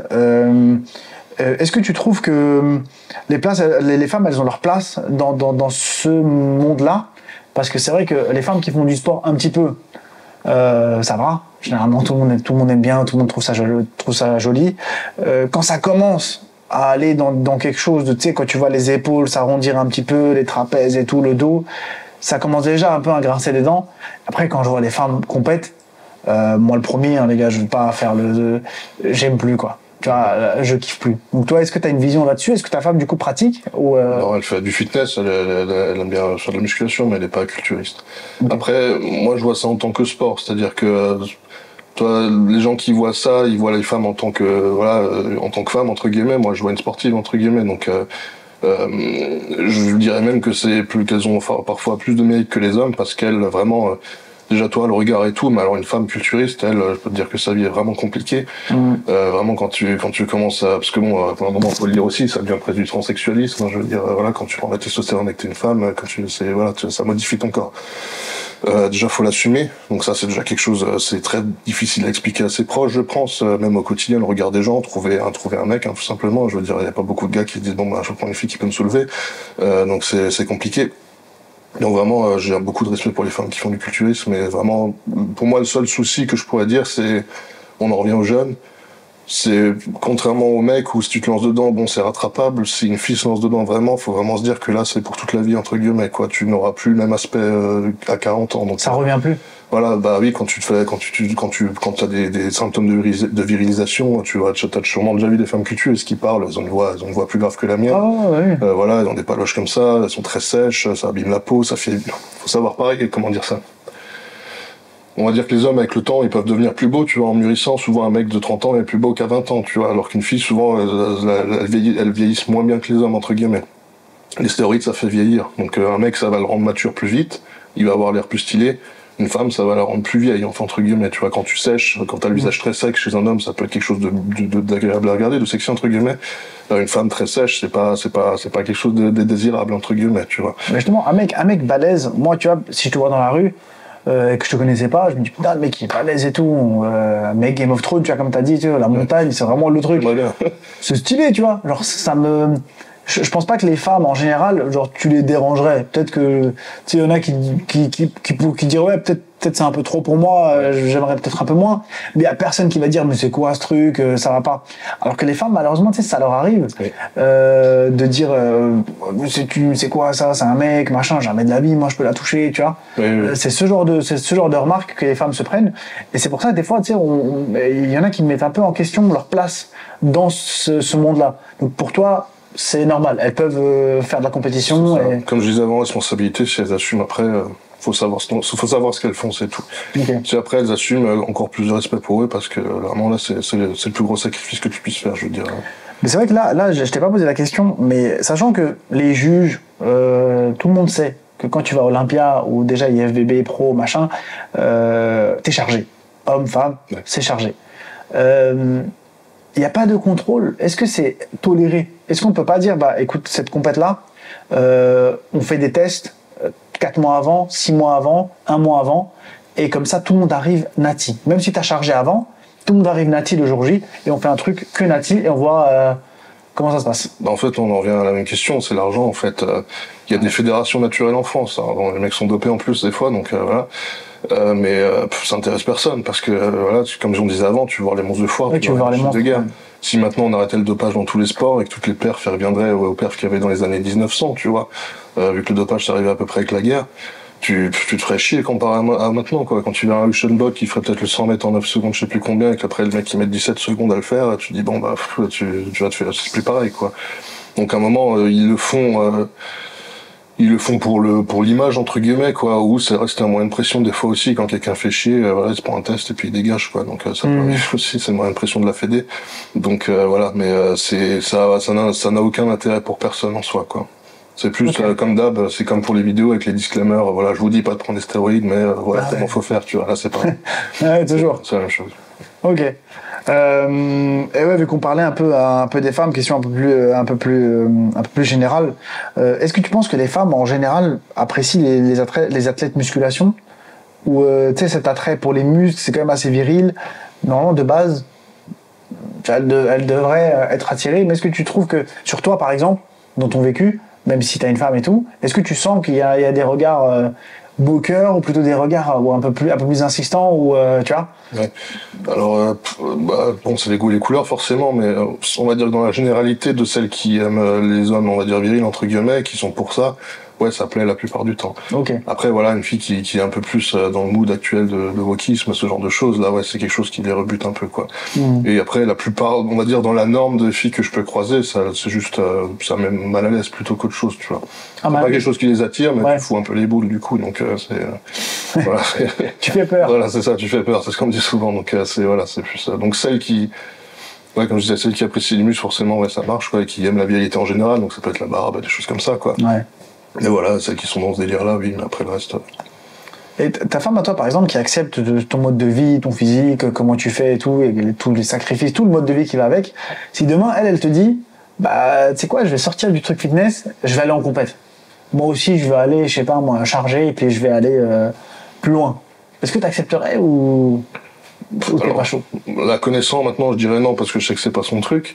Mais si maintenant on me disait vraiment je veux y aller à fond, oui, je la soutiendrais, il n'y a pas de... Ouais. Oui, si c'est son choix, bien sûr. En tout cas, niveau goût, niveau féminité, ça te dérangerait pas qu'elle passe dans le... Non, et puis après, pareil, on est ensemble depuis un moment, c'est, voilà, si demain elle se fait rouler dessus par un train, il lui manque les jambes, je la quitterai pas pour ça, quoi. Oh, c'est mignon. C'est vrai, on s'aime pas pour ça. Non, mais par rapport justement le fait d'accepter, parce que c'est vrai que si ma femme à moi, elle me dit, bah, je vais faire de la muscu, et je deviens balèze, je dis ouais, ça me plaît pas moi, tu vois, tu fais ce que tu veux. Oui. Moi, ça c'est un truc je peux pas. Oui, oui. C'est... Après, faut aussi savoir, il y a rarement des gens en couple qui sont tous les deux compétiteurs, tu vois, ça clash souvent parce que quand t'es en prépa, c'est très dur. C'est bien quand t'as quelqu'un en backup, tu vois, qui va te soutenir, qui rien qu'en compétition, qui va s'occuper, je prends un homme de te raser, de te tanner le dos, ce genre de choses. Quand t'es les deux en prépa, ça se trouve tu fais la même, voilà, ça veut dire que les deux machin, parce que souvent ce que tu vois sur les réseaux, c'est que tu vois un mec balèze et tout, il met une photo avec sa femme. Souvent sa femme, pas sport du tout. soit pas sport du tout, soit ils sont dans le même délire. Tu vois, comme ça, au moins, ils savent qu'à la maison, tu sais, c'est tous les tubes dans le frigo, machin. C'est ça.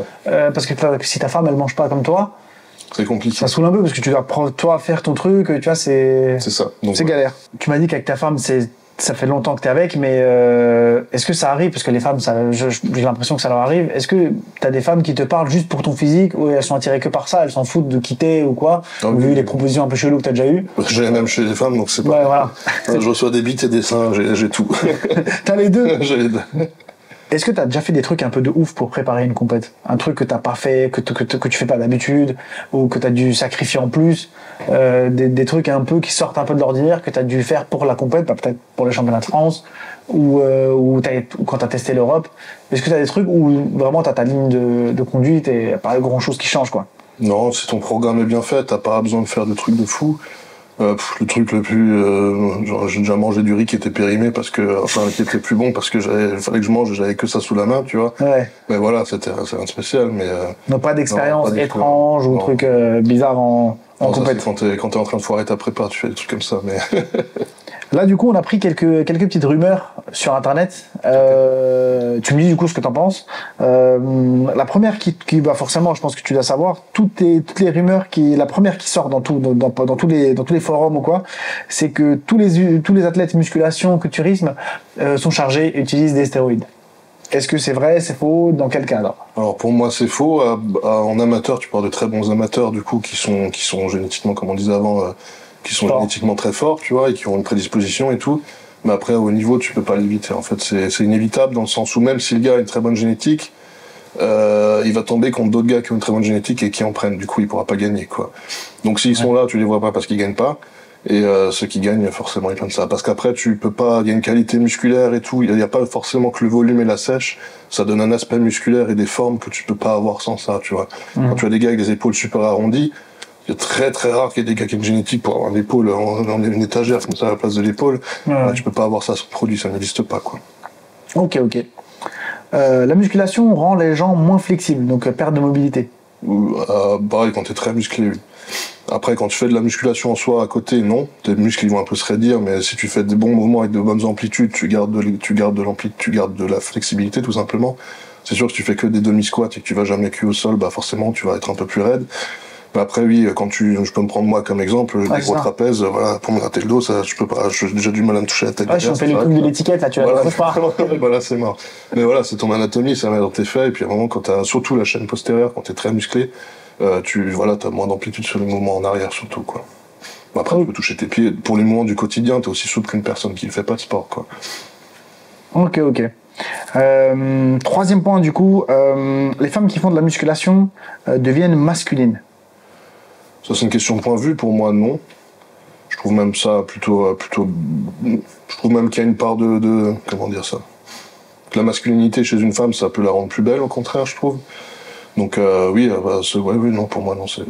Après, les femmes qui font de la musculation sans produit, sans charger, je trouve qu'elles peuvent être musclées, mais elles ressembleront jamais à celles qui se chargent. Parce que celles qui se chargent, c'est pas du parce tout. que tu prends des c'est fini, quoi. tu prends des stéroïdes virilisants, donc forcément, ça change ton physique.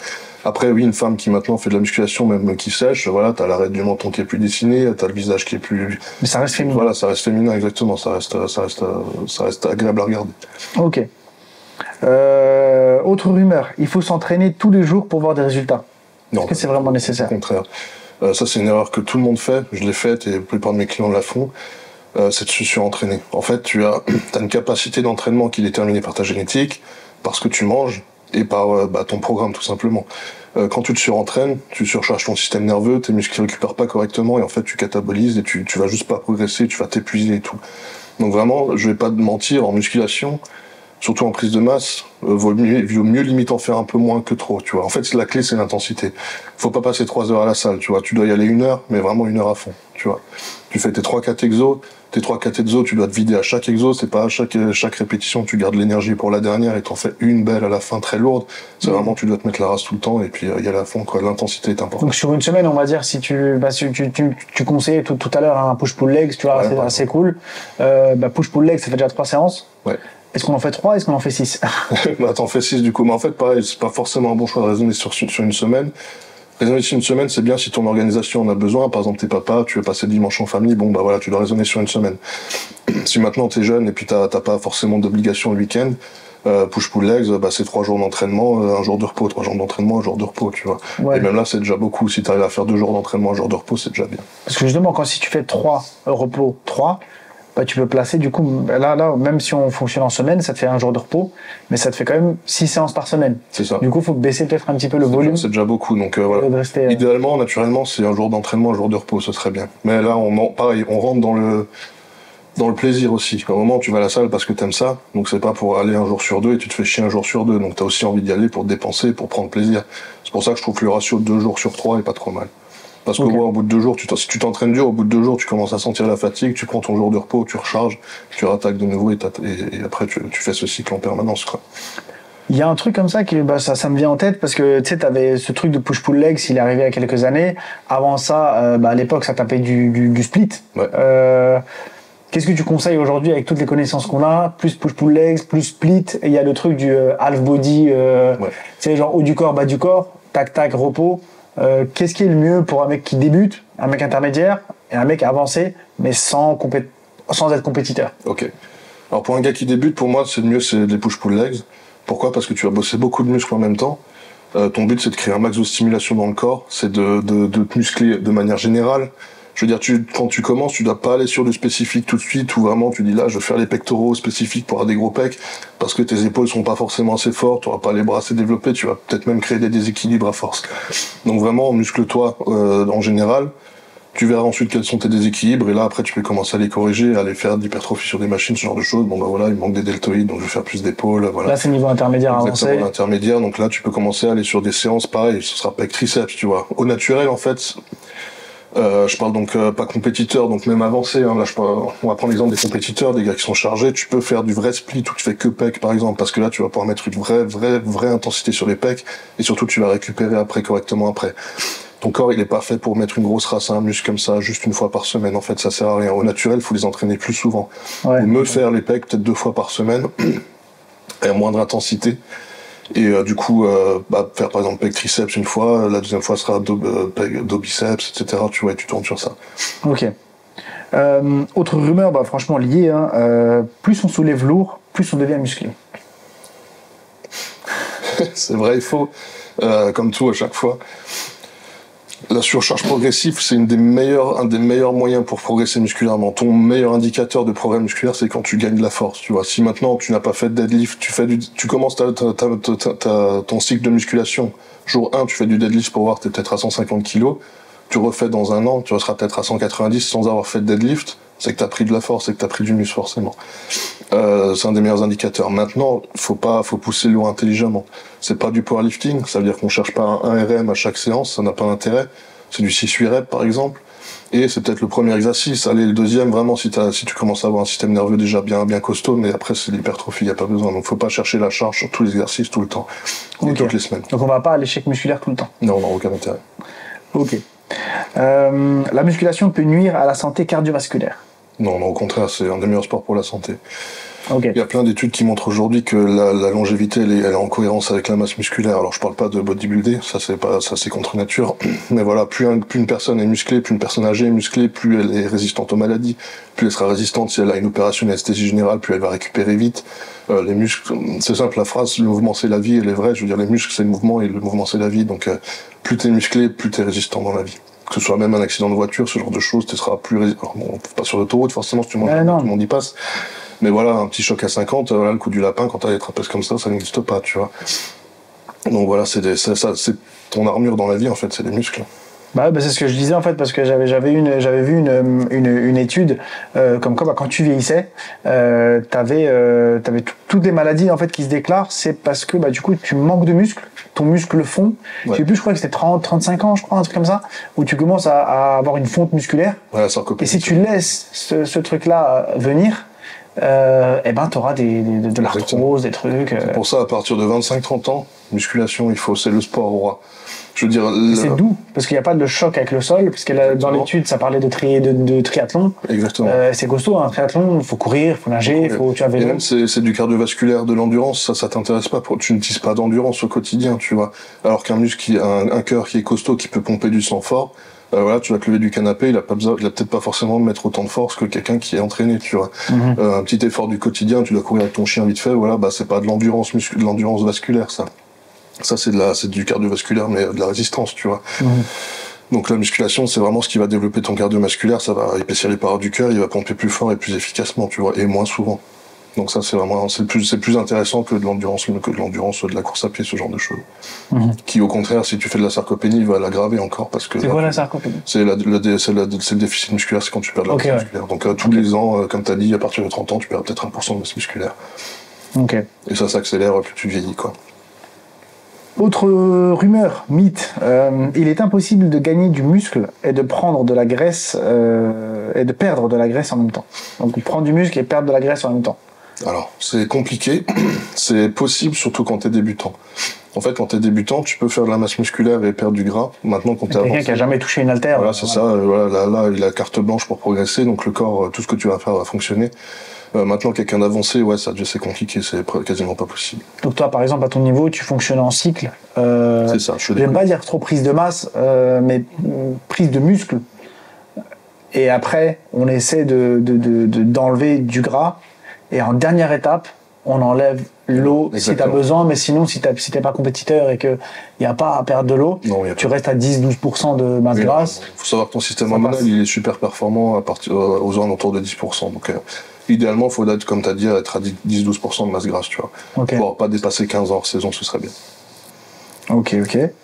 On doit consommer des tonnes de protéines pour construire du muscle. Non, pareil, t'as le ratio actuel en France là, qui donne, c'est 2,5 grammes par kilo de poids de corps. Ouais, entre 2 et 2 grammes. Voilà, c'est suffisant. À un moment, comme t'as dit au tout début, il y a une quantité de protéines limite que ton corps peut absorber. Ça sert à rien d'aller au-dessus, ça va partir dans la piste et c'est tout, quoi. Ouais, ok. Ce truc, il peut pas être digéré, donc il est ça, exactement. Il faut savoir que les stéroïdes augmentent la quantité de protéines que tu peux absorber, que le muscle va pouvoir utiliser. Donc quand tu prends des stéroïdes, tu peux en manger plus par contre, tu vois. Tu prends aux USA, et après pareil, il y a 15 000 études, tu prends aux USA, ils te disent c'est 2 à 3 grammes par livre, tu vois, sachant que les livres c'est quasiment 2 kilos. Donc c'est déjà plus pareil, quoi. Là-bas, ils mangent déjà 2 fois plus de protéines que nous. Donc, voilà. Tout en restant naturel. Ok. C'est vrai qu'en termes de protéines, et t'as tout de suite ce truc que les médecins vont te sortir, ça va te défoncer les reins. Oui, j'en ai marre d'entendre ça. Ça n'a rien à voir. Alors les reins filtrent les déchets musculaires, filtrent les protéines, c'est vrai. Mais déjà maintenant, ils ont montré dans les études que les reins peuvent grossir et s'adapter. Donc ça veut dire que maintenant, plus tu mets de pression, par exemple, quand tu as de la pression sanguine plus élevée, ils peuvent augmenter leur taille, légèrement, et encaisser mieux. Donc déjà, c'est pas forcément vrai. Et ensuite, il faudrait vraiment te nourrir uniquement de shakers pendant des semaines, je pense, pour avoir des doses colossales pour que vraiment te flinguer. Voilà, donc ceux qui disent ça, c'est comme si je te disais, il faut pas prendre toute la boîte d'aspirine d'un coup. Oui, c'est logique. Ça me semble. Ok. Dernière rumeur, les suppléments, donc les compléments alimentaires. On parle pas de stéroïdes ou quoi. Les suppléments, donc les compléments alimentaires qu'on peut trouver sur les sites ou dans les magasins, sont indispensables pour réussir en musculation. Est-ce que ça c'est vrai ou faux? Alors pour moi c'est vrai. Pourquoi? Parce que on va prendre la génération de nos parents. J'ai la trentaine, on prend des gens qui ont 50, 60 ans aujourd'hui. Eux, ils pouvaient encore manger bonne santé avant, tu vois. Aujourd'hui, je pense que c'est plus possible. Aujourd'hui, tu dois manger pour te détoxifier au maximum de ce que tu manges, tu vois. Et pour ça, il faut des compléments. C'est-à-dire que là, il y a une étude pareil qui est sortie, montrait qu'une pomme d'aujourd'hui, c'est équivalent à 100 pommes en 1950 en termes d'apport. Pardon, l'inverse. Il faudrait 100 pommes d'aujourd'hui pour une pomme en vitamine C dans les années 50. Donc parce parce qu'elles sont à cause des pesticides, de la surexploitation des sols, de toutes les méthodes, ils accélèrent tout pour aller le plus vite possible. Donc voilà, faut tes 5 fruits et légumes par jour, ils ne servent pas à avoir ton apport en vitamines nécessaire, tu vois. Donc il faut au moins des multivitamines. Toutes les personnes qui ont fait une prise de sang aujourd'hui, je pense qu'elles ont un déficit en vitamine D en France. C'est quelque chose qu'il faut prendre. Voilà, il y a des compléments, les oméga 3, ce genre de choses qui, à mon sens, sont indispensables aujourd'hui, même si tu fais pas de sport, en fait, juste pour vivre ton quotidien correctement, quoi. Ok, ouais, donc pour quelqu'un normal, il n'a pas besoin forcément de prendre de whey ou quoi. Voilà, la whey, ça mange bien. Mais tout ce qui est micronutrition surtout. Même pour quelqu'un qui ne bouge pas. C'est-à-dire que juste il taffe et il rentre à la maison. Ouais. Voilà, vitamines, multivitamines. C'est ça, oméga 3. Oméga 3. Ça peut être, faut voir après des probiotiques, ce genre de choses. Qu'est-ce qu'il peut y avoir d'autre? N'importe qui, du collagène, de la glycine, ce genre de choses, ça peut être intéressant, oui. Donc tout ça, ça aide juste pour être en bonne santé, en fait. Exactement. L'équilibre, les électrolytes, les minéraux, ce genre de choses. Et un sportif, du coup, qui s'entraîne, on va dire, allez, 2-3 fois par semaine, juste cool, tu vois. Lui, ses apports sont encore plus importants, donc lui, il faut en prendre, quoi. Il faut qu'il pèse un petit peu ce qu'il mange, ou protéines, glucides, lipides, un peu, pour essayer d'avoir son... L'idéal, de toute façon, c'est de mesurer sa diète. Ça, c'est bien d'être au courant au moins de ses macros, de savoir qu'on mange tant de protéines, de lipides et de glucides par jour. C'est déjà pas mal. Mais après, oui, là, l'idéal, c'est de faire une prise de sang, regarder ses taux de vitamines et tout, et après se complémenter, quoi. Ok. Rien que les minéraux, quand tu transpires beaucoup, il faut une boisson minéralisée quand tu fais du sport, quoi. Pour bien être hydraté et pour pas... Voilà, genre les Powerade, des trucs comme ça, quoi. Ok. Ok, bon là on a fini avec les rumeurs. On va juste conclure du coup cette vidéo. Je sais pas combien de temps ça fait, mais ça fait beaucoup. Est-ce que tu as un message à transmettre à ceux qui veulent se lancer dans le sport, que ce soit pro ou pas, mais juste qui veulent se lancer dans la musculation sans passer dans le culturisme ou avec. Mais est-ce que tu as allez, on va dire 3 conseils vraiment bien qui va vraiment les aider à se lancer dans ce sport-là? Bien sûr. Le premier, c'est la patience. Vraiment, faut être patient. Le deuxième, c'est faut se choisir un dogme. C'est-à-dire qu'il y a 15 000 méthodes, 15 000 coachs. Si tu choisis une méthode ou un coach, donne-lui crédit et vraiment vas-y à fond au moins quelques mois. Tu vois, vraiment si t'essayes quelque chose, il faut vraiment, t'auras pas de résultat tout de suite, donc il faut vraiment essayer pendant quelques mois. Parce qu'il n'y a pas de réponse absolue en fait. Exactement, il n'y a pas de réponse absolue. Tout le monde a tort, tout le monde a raison. Donc à un moment, il faut choisir un cap et s'y tenir, quoi. Et la troisième, c'est faire preuve de discipline, tout simplement. La motivation, ça, c'est des phrases qui sont connues, mais la motivation, ça va, ça vient. Il faut être discipliné, c'est quelque chose qu'il faut... Plein de gens, pareil, n'ont pas confiance en eux pour ça. La discipline, ça se travaille. Personne n'est venu dans la musculation et se dit boum, d'un seul coup, la diète elle est carrée, mes entraînements sont faits tous les jours et tout ça n'existe pas. On a tous fait des erreurs, on avance tous, mais à chaque fois, il faut se dire, voilà, ce mois-ci, voilà, j'ajoute un repas que je vais être sérieux, je fais plus que le petit-déj qui était bien, maintenant j'ai le midi aussi qui va être correct, et puis avancer pas à pas, donc toujours avec la patience et tout, et voilà. Ok. Alors, ceux qui veulent, cette fois-ci, maintenant, aller dans le côté pro, dans le côté, alors, men's physique ou pas, classique ou pas, peu importe la catégorie, mais qui veulent, du coup, se lancer dans une carrière.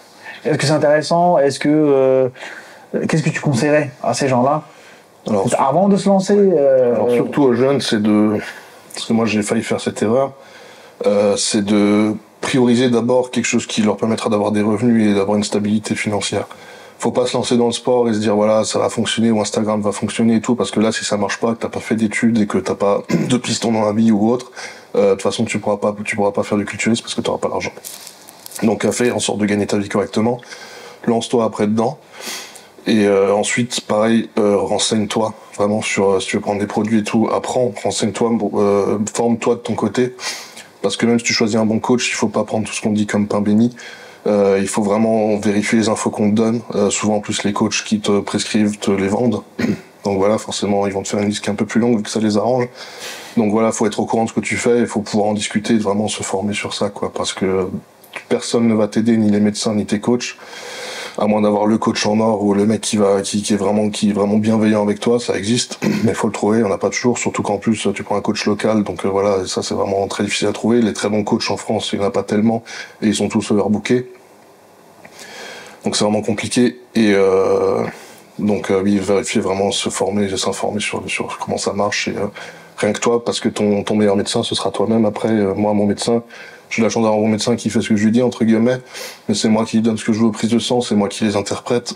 C'est lui, il me sert à rien, entre guillemets, à part me faire l'ordonnance, quoi. Ouais. Parce qu'il sait pas interpréter. Je vais prendre un bon exemple qui est connu, c'est, ça pourra vous servir, quand tu fais tester tes reins, la valeur que donne, ça s'appelle le DFG, le débit de filtration glomérulaire.